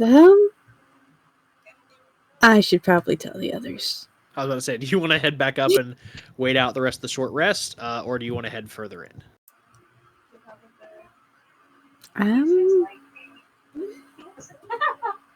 Good question. Let's see. I'll head further in. Okay.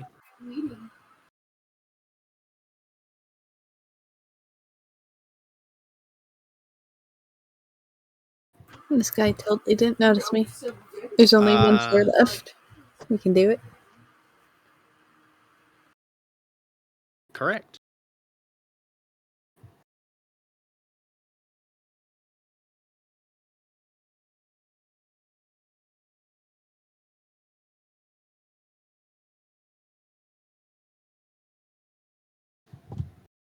All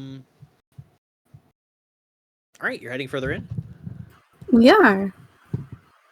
All right. Arriving down at the 4th level, you find yourself in an upside down refectory. This is, you see rusty tableware, shattered plates, and broken chairs lying scattered around the floor. With old meals, moldy and gone, many having seemingly been reduced to nothing more than dust at this point. There's not much else in this room. However, you do notice one thing. And that is that from deep beneath what appears to be like the upper part of a chimney that was snowed in, you watch as a hulking 8-legged reptile crawls its way out and begins to fix its gaze upon you, its eyes glowing a brilliant blue-green. Lark, I need you to roll me initiative. This is what they meant by dangerous lower levels. Mm-hmm.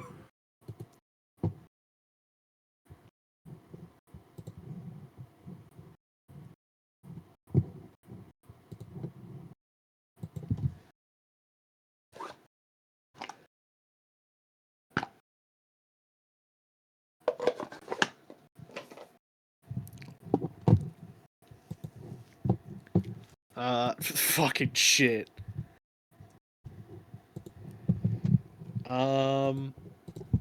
Okay, Lark, at the top of the round, it is your turn. Alright,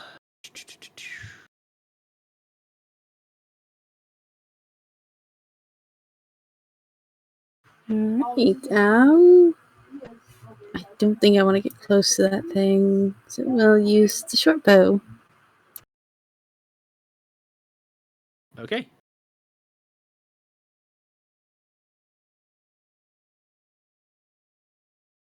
Natural 20? Let me see here. I have to check something.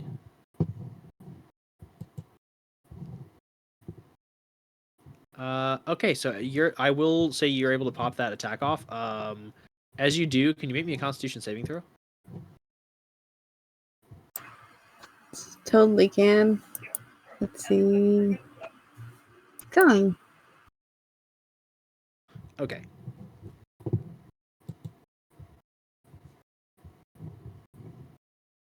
That's another natural 20 for 21.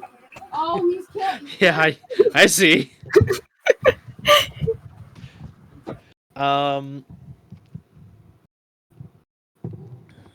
You, as you fix your gaze on this creature and take your aim, you're able to pop off your shot. But as you lock eyes with it, you feel your chest like sink. And you feel your body go stiff. And as you gaze into the eyes of this creature, if you weren't able to steel yourself, you could tell that something dangerous would have happened. However, you did roll to attack. You got your natural 20, and on top of that, it's an advantage, so you do get your sneak attack.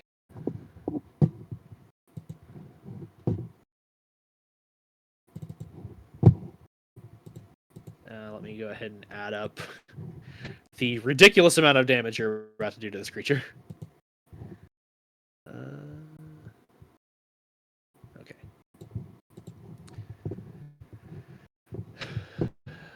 Let's see.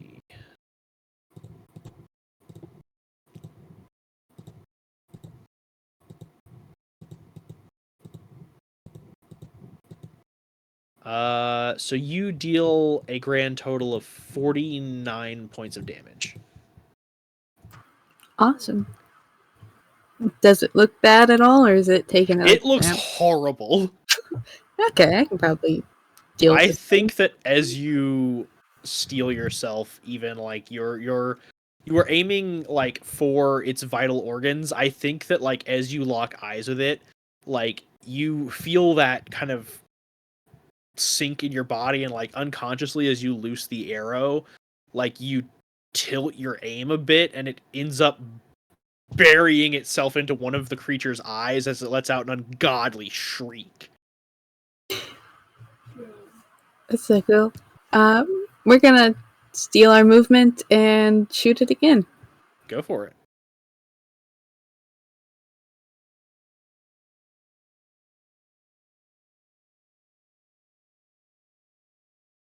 Uh, 8. Yeah, that does a 20 hits, and that does a considerable amount of damage to it. It does still appear to be standing, but it is definitely hurt. All right, and that's our. Do I want to bonus action dash away? I'm out of here. I'm out of here. Bye bye. Yeah, I'm gonna dash up, back up the tunnel. Okay. That is your turn. I'll say that with a bonus action dash, you're able to get back up to the next level. It is the creature's turn, and it is going to. Let's see. Yeah, it is going to use its movement to scurry up the tunnel and come after you. As I'm going to need you to make another con save. As it scurries up the tunnel and locks eyes with you again. Okay. Not good. Don't forget As- inspiration. Oh yeah, I'll use my inspiration on that. Okay. So that's a 20. Okay. So once again, nothing happens. And it's going to bite you. Does a 21 hit? It does. Okay. You take 11 points of piercing damage and 9 points of poison damage for a total of 20. Uncanny dodge on the piercing, and is the you said 9 points of poison? Is that halved already? Halved for. I have poison resistance from Shadow's Embrace. It is not, but I can go ahead and have it. I will say this, So if we have it, that would be 4 points plus the 11, so it'd be 15 points. If you uncanny dodge, you'd be able to have, since it's all part of the same attack, like it's a bite, you'd be able to have the whole damage that you're about to take. So if we have 15, that would be you take 7 points of damage if you uncanny dodge. Sounds good to me. And that's all that it can do on its turn. Lark, you're up.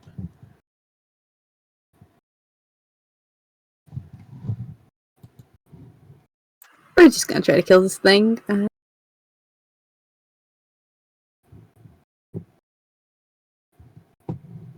Does a 14 hit?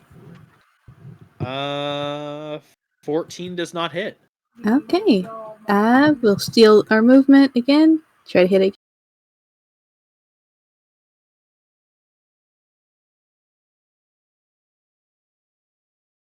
Uh, 26 does hit. Because you are moving ahead of it, and yep, there's the sneak attack. Lark, how do you want to kill the basilisk? Oh god. I'll cut off its head. My Awesome. short sword goes right through, right at the nerve to cut the vertebrae clean in half. As it dies, and ceases to be, the glow does not seem to fade from its eyes, although the life certainly does. Can I collect the eyes? You can collect one of them. I know. I Eviscerated the other with an arrow. Yeah, I'll put it in like a little pouch, Hey, what happens if I try to go in there? and it has poison. Can I collect that? Yeah, you can collect the poison from its fangs. Ignore the screaming child in the background. It will still count as like it basically counts as a standard poison. So all it would do is actually just add poison damage to your weapon. But that is still useful. Yeah, I like collecting poison. You can safely say that like the basilisk's eyes, you can assume like they won't be able to turn anything to stone because it's dead. But they are still like very valuable ingredients.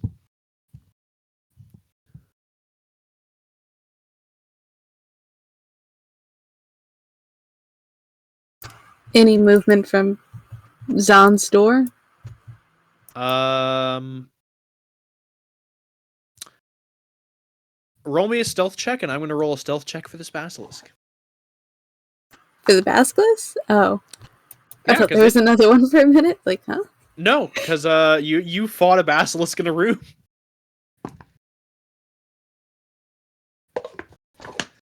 It was a very short fight. Even with its -1 dex, it rolled really well for its stealth, so that was like an 18. So yeah, Zahn seems none the wiser. There seems to be no movement or activity from the room. I pushed the basilisk's body back down the tunnel before going back down. I'm gonna hope that's the only danger. You're going back down the hole? We're this far in. Might as well. Fuck. Okay. Yeah, it thumps harmlessly to the ground, and you crawl back down in as you find yourself yet again in the mess hall. There are only as you enter into the hallway. Here there are 3 rooms. One to your immediate left, which you know is probably yet again another spiral staircase you can't use. She flips the bird right, to the staircase. There are 2 doors to 2 separate chambers.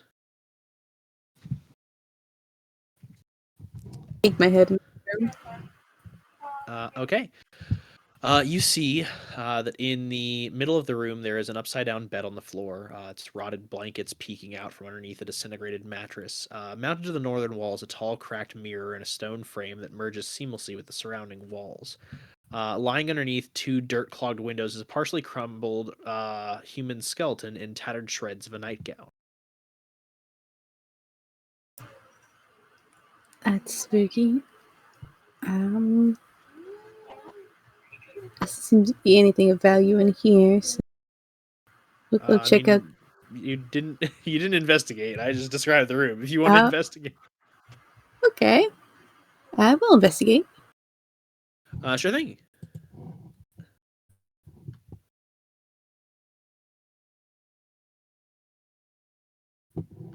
Uh, 23. Okay. So first question I have is, during the course of your investigation, do you disturb the remains? Does it have anything on it? That's the only way to find out. I'll leave that till I get the rest of the party down here. Okay. Looking around, you find that behind the bed, you do. I'll say this: you stub your toe on it. Behind the bed, there is a chest that was invisible. So that's why you stub your toe on it. You're just like walking around and just, ah, shit. As there is a locked chest, as you feel around its invisible surface, that does seem to have a keyhole. I've got a key. Maybe not. Yeah. Dude. Does it work? Yeah, it pops open cleanly. The chest itself weighs about 25 pounds, but as you open it, a little rush of air seeps out as you see that this is a vacuum sealed chest that is magical, as it is invisible, but on top of that, the interior seems to be at a constant 68 degrees. Perfect room temperature. Is it heavy? Yeah, it's 25 pounds. Okay. Inside the chest, you find an ancient leather-bound book that bears the rune on its spine, identical to, well, that's, whoops. That bears a rune on its spine that you haven't seen before, but seems important. However, before you can marvel or gaze at the book, or glean its secrets, it disintegrates the second it's exposed to air, as you assume that whatever was in here has been here for a long time and basically was just aging and deteriorating, since this chest keeps things at room temp. Oh, that's not very fun. I'll close the chest. Make sure to remember to get Electric down here to carry it back up. Sure thing. And I'll go investigate P16. Okay. You see that the walls of this chamber are inscribed with interconnected runes and marred with cracks. The ceiling bears inscriptions that swirl inward, converging around a golden crystal disc about 5 feet in diameter. An illusory figure appears upside down in the far right corner of the room, standing on the ceiling. It appears as the same human wizard depicted in the statues that you all saw at the entrance. It begins to speak in a language you don't recognize, as it seems to be something that is quite old and otherwise forgotten. As it begins to give a speech. Oh, hold on. I gotta probably get my older elven skull friend down here to translate for you. I'll be right back. I will say that the entire time that y'all are like taking your rest and Lark is exploring, as I consistently keep forgetting that Sonar is still with you. He's just like, man, I can't believe y'all killed that fucking Yeti. That was great. Then you beat up all those Duragar, made one of them your servant in death. Yeah, I'm pretty fucking hardcore. Hell yeah. I'm really glad I decided to travel with you guys. You kill a lot of stuff. Yahoo! Yeah, we're really good at it. Aren't you proud of us, Alex? Yes. Me too. Yes. I'm gonna keep lying down on the floor, face down. Hopefully, if Locke comes back or whatever, just wake me up, okay? All Yeah, right. it's fine. It seems like she's been gone for a really long time. She's probably all right. Sure, she's fine. She's sneaky. I set up Sonard so that it looks like he's talking to Alex, like having a conversation. Oh, wait. Oh, I guess I'm getting turned around. Okay, hey. Hi. So, what's new with you? Nothing really. You? Still dead. Thanks for the sword. It's really nice. Oh, yeah, no problem. Who gave it to you? I don't know, some guy. Okay. Cool guy or like a lame guy or like somebody you liked? He was an alright guy. You remember his name? I feel like it was something important, but after like 500 years, you don't really remember that kind of stuff. Yeah. Oh. I'm sure if it was important, you would have remembered. Yeah, exactly. Yeah, it's probably just some guy. I feel like the blade used to be able to do a lot of cool stuff. Oh, maybe I can. Maybe. Can I investigate the sword? Alex, do like a trick Yeah. with it. Do that thing where you like spin it and then catch it again with the handle. Nat 20? That's 3 nat 20s in one night. I'm happy. Yeah, you're on This fire. is the night. This is just the night. Investigating it, you find that like the mirrored surface of the blade itself doesn't it does like shift and kind of move because again it was basically forged of like shards of a mirror, so there is some like fluidity to it. However, outside of the rune that you find at the base of the hilt, there doesn't seem to be much else to it. You do still get a sense of like there is a presence within the sword itself, but it hasn't really spoken to you or sent anything your way since you got it. It's remained relatively quiet. Okay. Okay. There's something in it, that's for sure. Oh, yeah, it used to be chatty. Oh, really? I think so. He hasn't really talked to me since I picked him up. Well, have you talked to him? No. Communication is a two-way street. I know. I'm just saying. I know. I read one therapy book and I was on the first page. Didn't get much farther than that, but I'm just saying. How's that communication going about your feelings with Lark? Huh? What'd you say to me? Oh no, I this didn't is some say hot goss. anything. I'm really glad I turned up for this. Yeah, I did. Wait, hold on. I like pick up Sonar, put him on my lap. I'm like, wait, what's? Well, I don't even know the hot goss. What's the hot goss? Yeah, dish girl. Yeah, dish, Alex. Oh no, that's for you to dish. I don't know. I don't know what they are. You tell me. I don't know what they are. I don't know what's going on. Kind of looks like you like Lark. Do I? I like you. I like Locke. I don't. Alright. Not like that though. You have a wife. No, I know. Ew. Hold on. How do I put it? When you think of Lark, how do you feel? I go, wow, Locke's so cool. Locke's so strong and so sneaky. How does she do all of those things? Oh, she's so cool.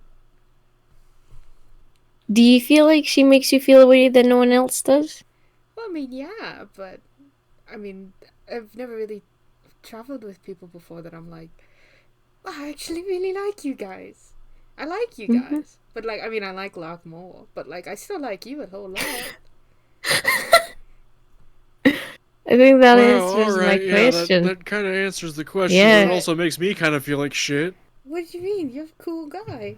You hang out around. You my- Yeah, never but even like, mentioned you're- him in the conversation. Yeah, you're like, oh yeah, the Sonar's like everybody I travel with is super cool and I like them, but Lark's even better than the rest of us. Like, oh man, I feel like chopped liver over here. I didn't mean it. I think you're cool. That's why I have you on my hip all the time. How could I ever forget about you? You guys leave me out of so much shit. Well, that's because you sleep a lot. We don't want to wake you. Be like, I don't want to hook you off and be like, Sona, look, I talked to, I talked to this red tiefling guy that I don't know if you've met yet, and been like, hey, you know I used to make out with this guy, and then I found out I was a lesbian, and then suddenly, love is real, and then, I don't know what's going on. That was You a can, like- whole lot. Yeah, You can like both men and women. I don't think I really like men though. It was just sort What of are you- like. Yeah, it's fine. You do what It's you overrated. gotta do. Right, bud. I like shakes on her. Right. You Hey, get what? it. Well, I mean, yes and no. No, you don't get it?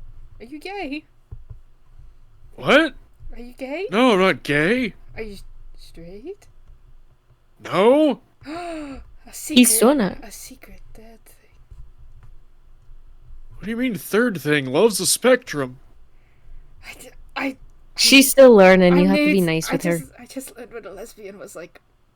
When did we meet your wife? Like Listen, a week listen. ago?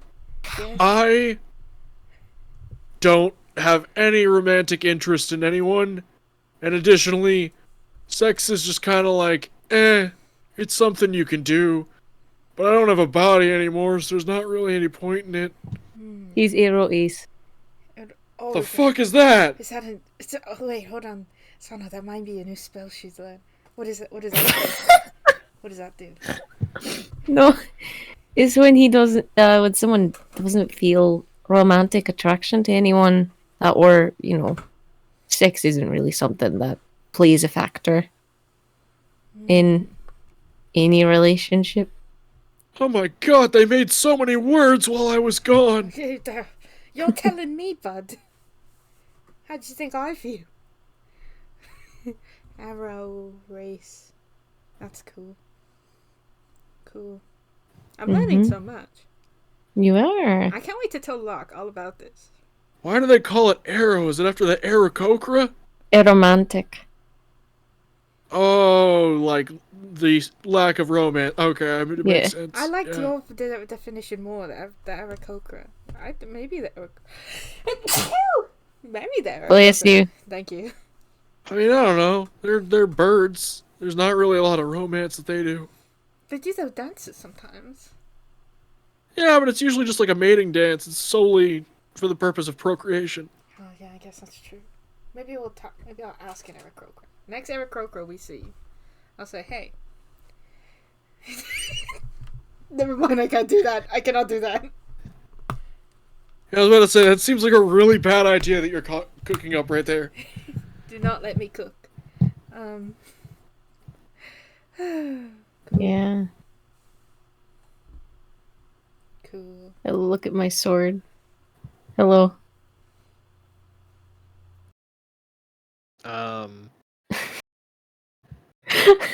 You get a sense from the sword. It can't necessarily communicate in words. Oh, okay. Or at least it did once, but it wasn't. It was less a word and more a feeling of kind of like disgust. But as it communicates with you here, you get a feeling of acknowledgement. Oh. I look away from the sword for a second, up at the two of them. I give a thumbs up, and I look back down. Fuck, what do I say?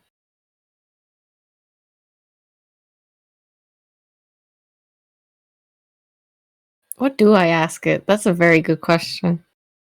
I don't know. It's your sword. I know. He's just a little guy. I don't want it to think I'm stupid.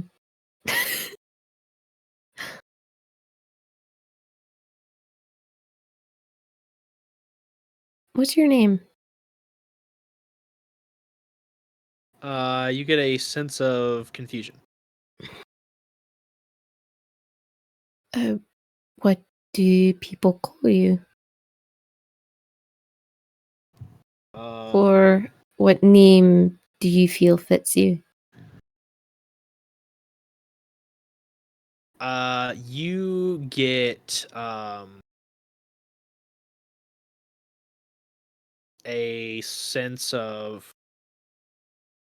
a memory. You see it being forged for the first time. And you see that it is named as a Moonblade. Moonblade.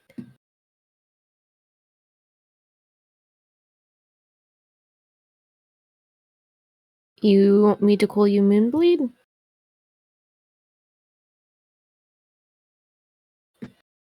There seems to just be like a sensation of indifference. Alright. Well. Thank you for letting me wield you. Is there any...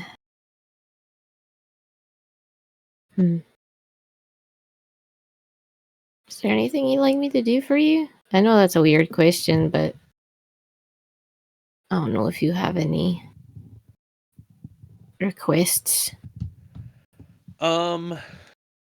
You feel a sense of bloodlust begin Oh. to wash over you as the sword makes it very clear that it is unhappy that it hasn't been used. Okay. Alright. You want me to kill people with you? Alright. You get a sense of acknowledgement, but it's not like a yes, go kill. It's more like it acknowledges that your question and is like yes.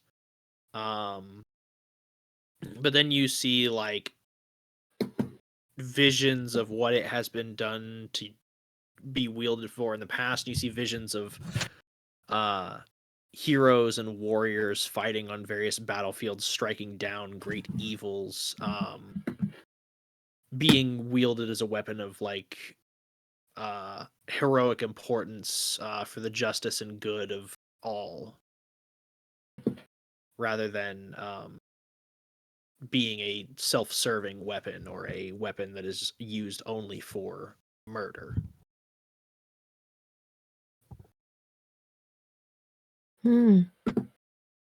Alright. Well, I'll see what I can do. I'll try and use you more. Not just for bloodlust, but more for, sense of justice, I guess. If a sword could give you the thumbs up emoji. Nice. We're on the same brain link. Alright. Well, if you ever have any questions or want to tell me anything, just, let me know in your own way. I'll try and talk to you more often in case there's anything you'd like to know or anything I want to know. Sword thumbs up emoji. Alrighty. I'll let you rest. I don't know if you need rest. You feel like it doesn't, but it does acknowledge what you say, and it does go back to slumbering as you feel kind of the presence fade. Alright. We had a talk. And did it go well? I think so, yeah. That's good. What did it say? Its name is Moonblade. That's what it's called. It'd like to be used more. Not in like a bloodlust kind of way. Just more in like a I'd like to be used more. It's feeling neglected. A little. So I said I'll use them a bit more. They're like, alright. I said I'll try and talk to you more. I said, alright. And that's about it. You gotta whack people more. We'll whack people more. Well, that's what my spells are for. Well, not anymore. Now you have a sword you've got to take care of. I clean I my maul guess. every day and tell it that I love it. You've got to do that. With That your- feels kind of awkward. Hey, I mean, if you want your sword to be upset with you all the time. I don't think my sword that I picked up a couple days ago wants me to go, oh, hey, let me, give you a rub down. I love you. Whoa, whoa. I said just clean it. What are you doing with your sword? Cleaning it. You rub it with a rag. Right? 0 to 100 real fucking quick. Whoa. Yeah. She doesn't know how swords work. Yeah, but I'm like, just cleaning it. I'm not like I don't know. rubbing it down. Are you insane? Derek, Shrugs. can you believe this shit? Talking to my head guy. I mean, that is a way to clean it. I would say wipe it down instead of rub it down. That kind of sounds a little. I think she's just realizing Frisky. it. Oh. Well, that's fun. I didn't mean it that way. You both have dirty minds. You're Hey, I'm just answering the fucking question that she asked me. you're the one who said, "Well, I'm not going to rub it down." Like, wow! Don't act like you didn't know what you were implying. I didn't. I've seen you and your wife. You knew. You knew. The fuck's that supposed to mean? I swear to God, if this conversation gets any weirder, I'm gonna roll myself down the hole. No, don't do that. We don't know what Lark is yet. We have to wait for Lark. You think Electra for how this is going. Me? Yeah, I'll go find Lark. And he begins to like rock his jaw back and forth, and like it's very clearly like he's trying to roll, but like he cannot get any purchase because he's I just give him a ahead. little bit of purchase. No. I pick him up. He falls over immediately. How's he gonna roll? He's not a ball. Pick him up. Hook him back on. Has it been 30 minutes yet? Anyway, as Lark begins to crawl up the hole.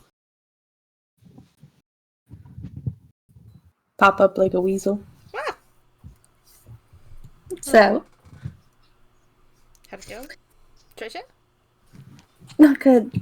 Oh. okay. Oh, Um, you need healing? I'm okay for now. Alright.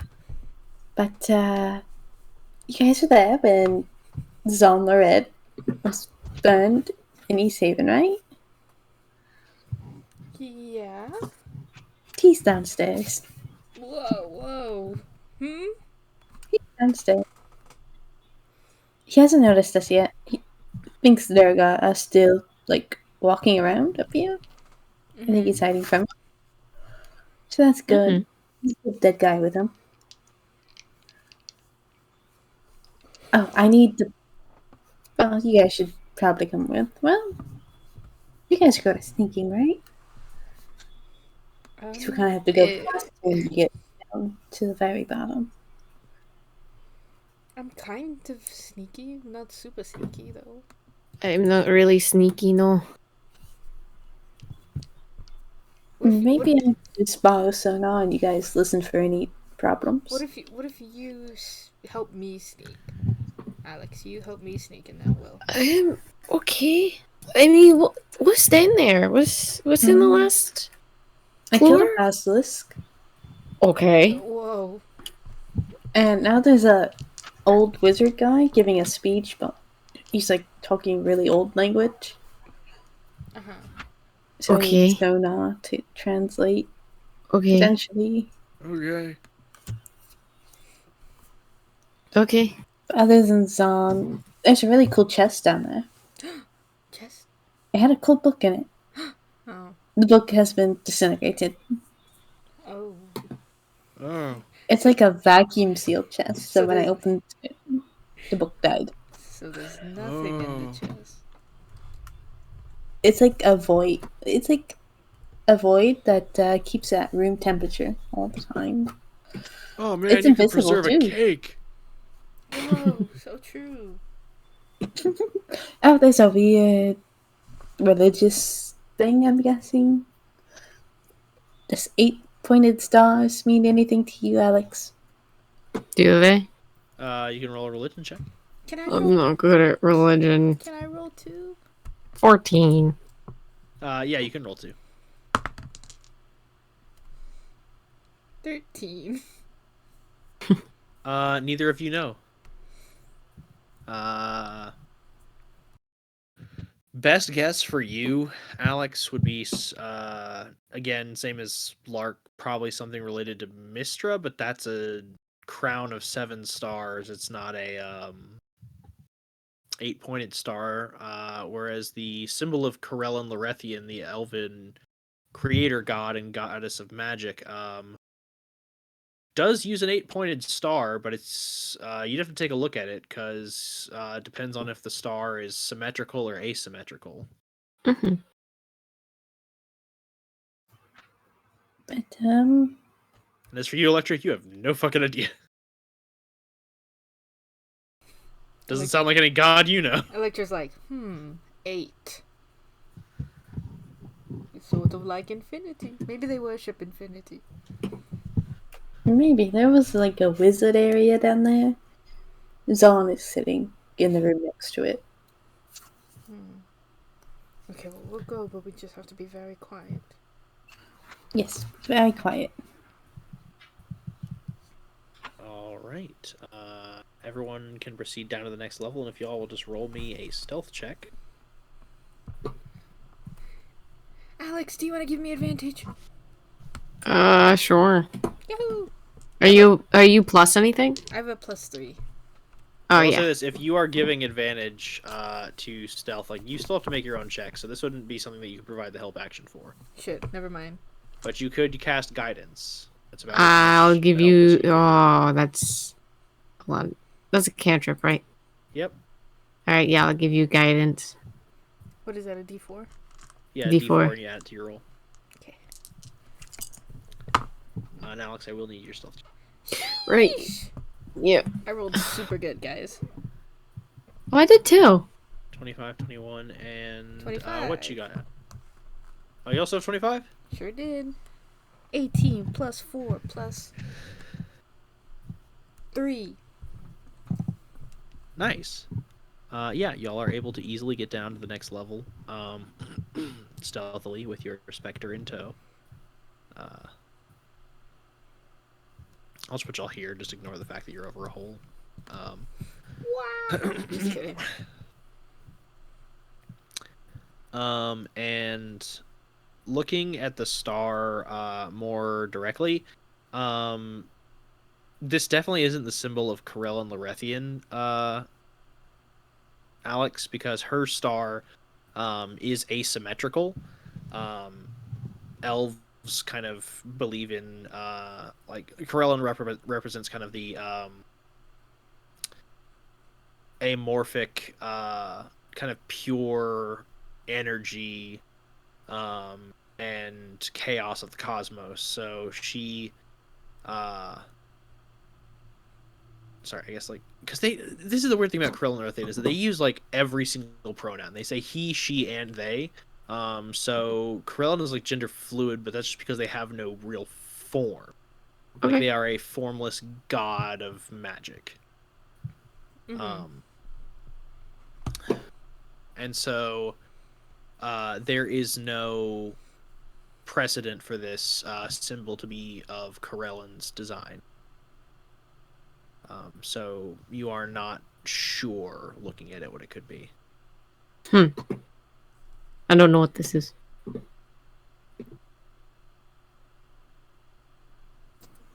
Well, with the chat looking at it, let's go see that weird wizard dude. All right. Did you want to have me look at the thing, or did you want me to have to talk to the wizard guy? I'm confused on what I'm doing here. Well, if you could look at the thing too, that'd be great. Unhook him, point him at it.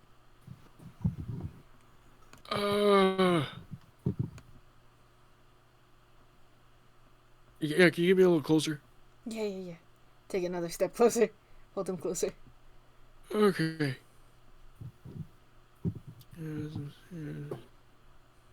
Oh, yeah. What is It's it? a symbol of Mistril.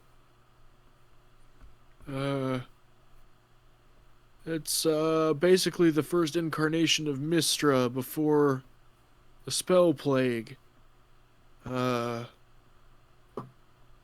Basically, it's their first incarnation and their most powerful one. Shrines to Mistril are very rare and hard to find. We're really lucky. Yeah. Yeah? Cool.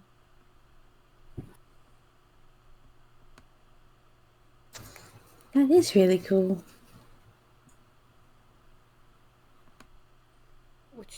What do you think we should like do? Well, we can't move it.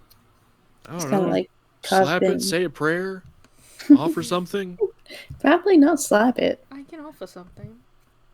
Let me see what I have. I have this cryptex. No, just kidding. This cryptex that I solved earlier. Yeah, give it some incense. I have 2 blocks of incense. Here, you can have one. As you light the incense, you watch as the smoke fills the air. But then it begins to bend and weave around the symbol itself, with the lines of smoke filling in the etched carvings of the 8-pointed star. And as the carving itself is completely filled with the smoke, that begins to glow blue. And a stoppered flask of luminous blue liquid appears in a brief like shimmer of light, almost like you watch as the air itself vibrates and then suddenly it's there, as the flask begins to fall. Can I try to catch it? Yeah, make me a dexterity saving throw. Grab it, grab it.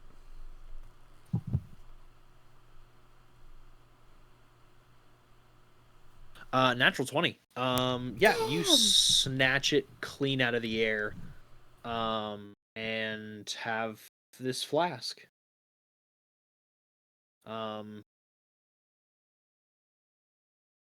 As the flask is now in your possession, you watch as the light around the star fades, and you all can feel as the air almost seems to become a little bit more mundane. As if something was gifted. The shrine has served its purpose. Whoa. It's pretty. Shrine's offering. What do you think it does? Oh. I don't know either. Can I investigate? Wait, maybe we should do that. Maybe we should do that after we leave. Yeah. Because, I point at the room that the wizard is in. Oh, sure, yeah, let's leave. Let's go downstairs.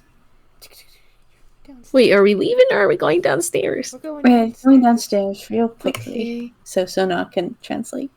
Okay. I'm getting eepy. Yeah, we'll be wrapping soon. Bro is eepy. I'm eepy. As you all arrive downstairs into the runed chamber, you needed Sonar to translate.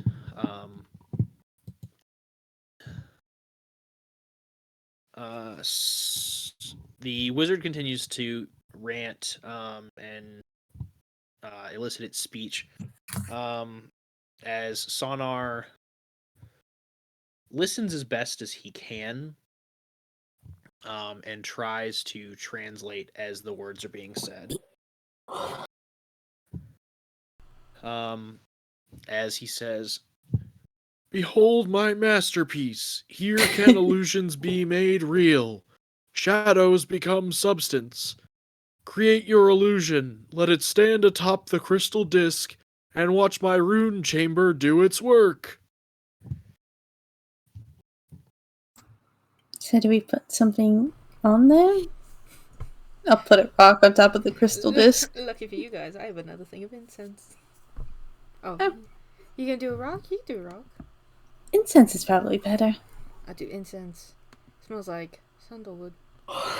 Put the black down. Oh, Why are you guys putting incense on it? Well, We don't know what to do with it. What do you reckon you should put on it? I literally just said that here illusions can be made real. Why How are do you we make- putting? I pick up or try to grab the disc. What do we do with it? Fucking, I don't know, illusion. I don't know. what is it? I don't How do we have, make It's a an disc? illusion? I don't have any illusion Wait. spells. That's a disc? I think There's it's a disc. He says that there's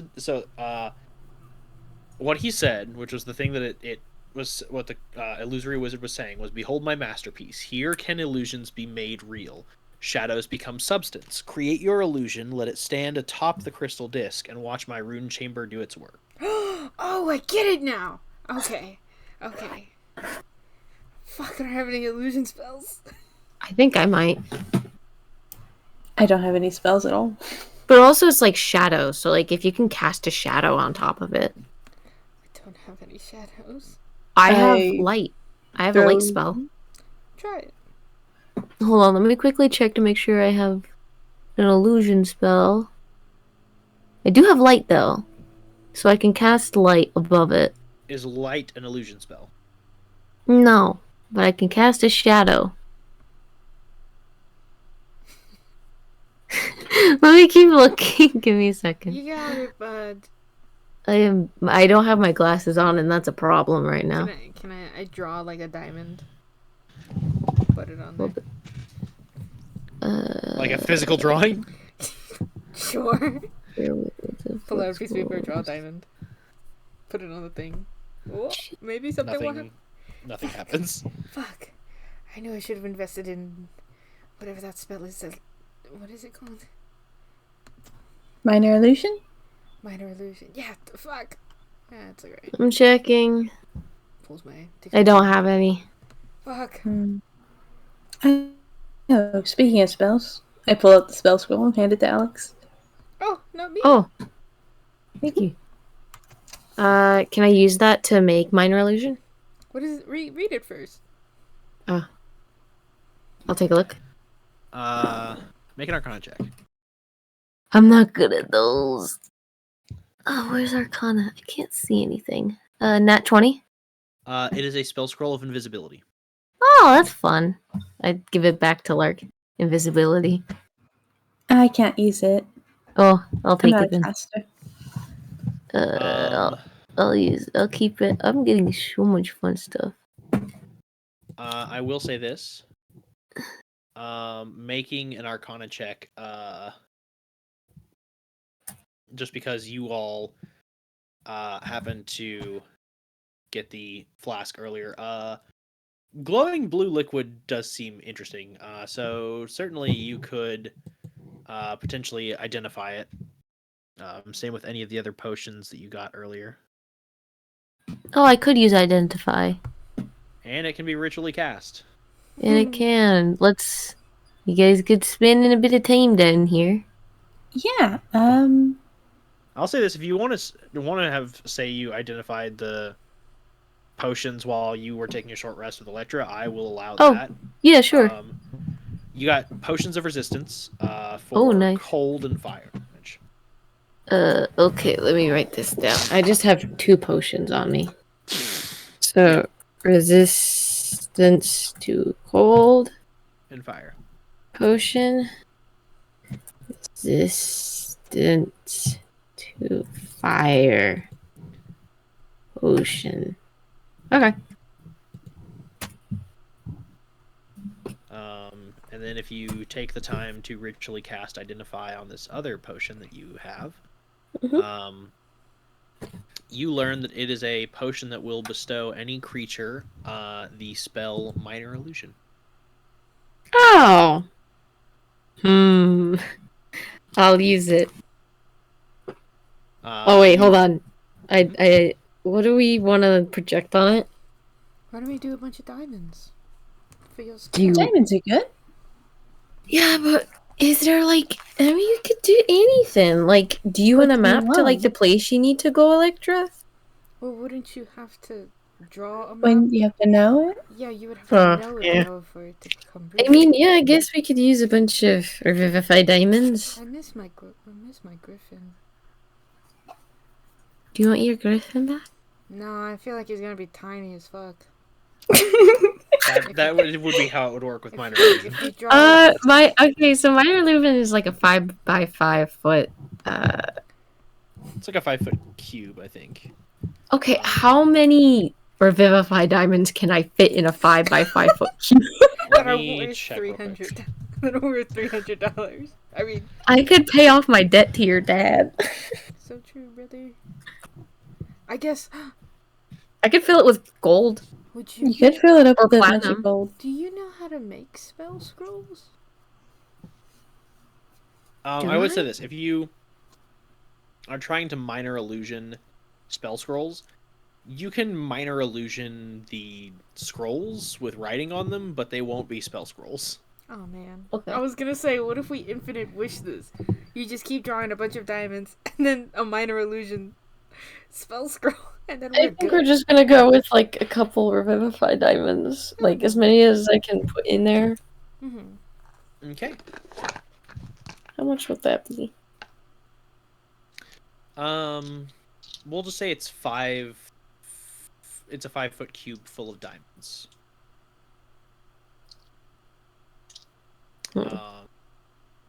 Seeing as a 300 gold piece diamond would be the equivalent of like, say, like a $3,000 diamond. That's not really too big. So I'd say be able to get quite a few Revivify diamonds. Should I roll a D100? You could, or I could. I'll let you do it. Let's see. That is a 5. So you conjure forth the illusion of the diamonds, and you watch as arcane energy pulses and thrums within the room itself. A convalescence, like a spark of electricity, seems to go through it. As you it seems like your very life fuels the room, but not in a sense of it is draining you, but that only a living can give life to the false. As the diamonds appear atop the crystal disc, you watch as the surge of life energy seems to change color and become a sickly green as it rips itself through the diamonds. They disintegrate into nothing. Oh. So they're not there. Okay. Correct. Point at the wizard. What the hell? It didn't work.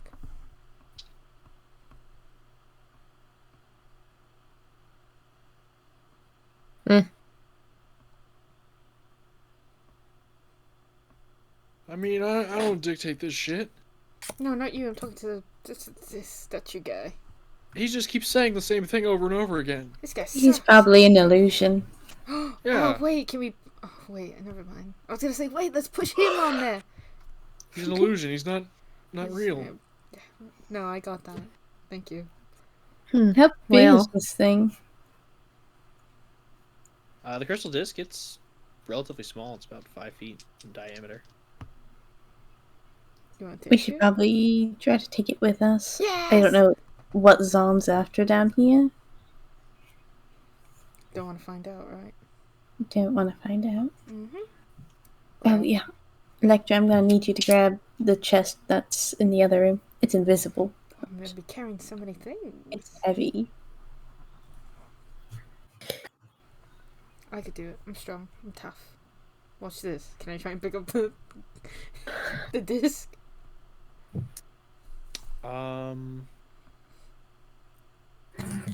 Roll me an athletics check. Sure.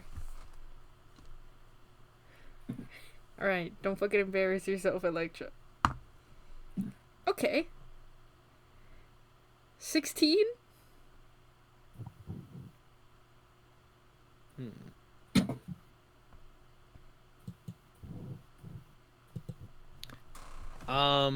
It does not seem to be capable of being pried free from the ceiling. You reckon I could break it? To the others? Your Spectre guy has like a pick thing, right? Pick? Ah! You! I pull up my stone hammer, hold it up. Can I try again with my stone hammer? No. No? You don't think so? No. I don't want to make too much noise is a thing. No.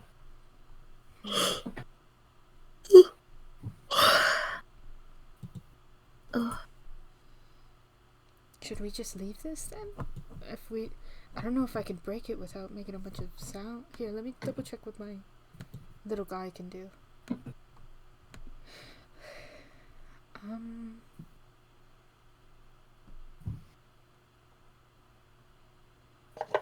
Yeah, I don't think my guy can do anything. That would be It's okay. beneficial. Okay, he's fine. I mean, we know where this is. We can always come back. Well, my concern is the red wizard that's like right over there. Yeah, and I don't think breaking it with your hammer, which will make a lot of noise, will do us any good. Well, if you guys want to get out of Well, here, he does think the Durga Wait. all swarming No. in this place. I got a silence spell. You got silenced? Well, no, hold on. I don't. Never mind. I lied. What? Oh. You bastard! I have blindness or deafness. He's gonna notice if we cast that on him. Yeah. So how about we don't for now? Well, maybe he won't notice if you cast blindness. What is he, just sitting in a room? He's sitting in his room. In dead silence? He has a little guy with him he was talking to. Kind of like your guy, except this was a different kind, I think. You're cooler to my guy. Let's leave him alone for now. No, I don't like that. I don't, Well,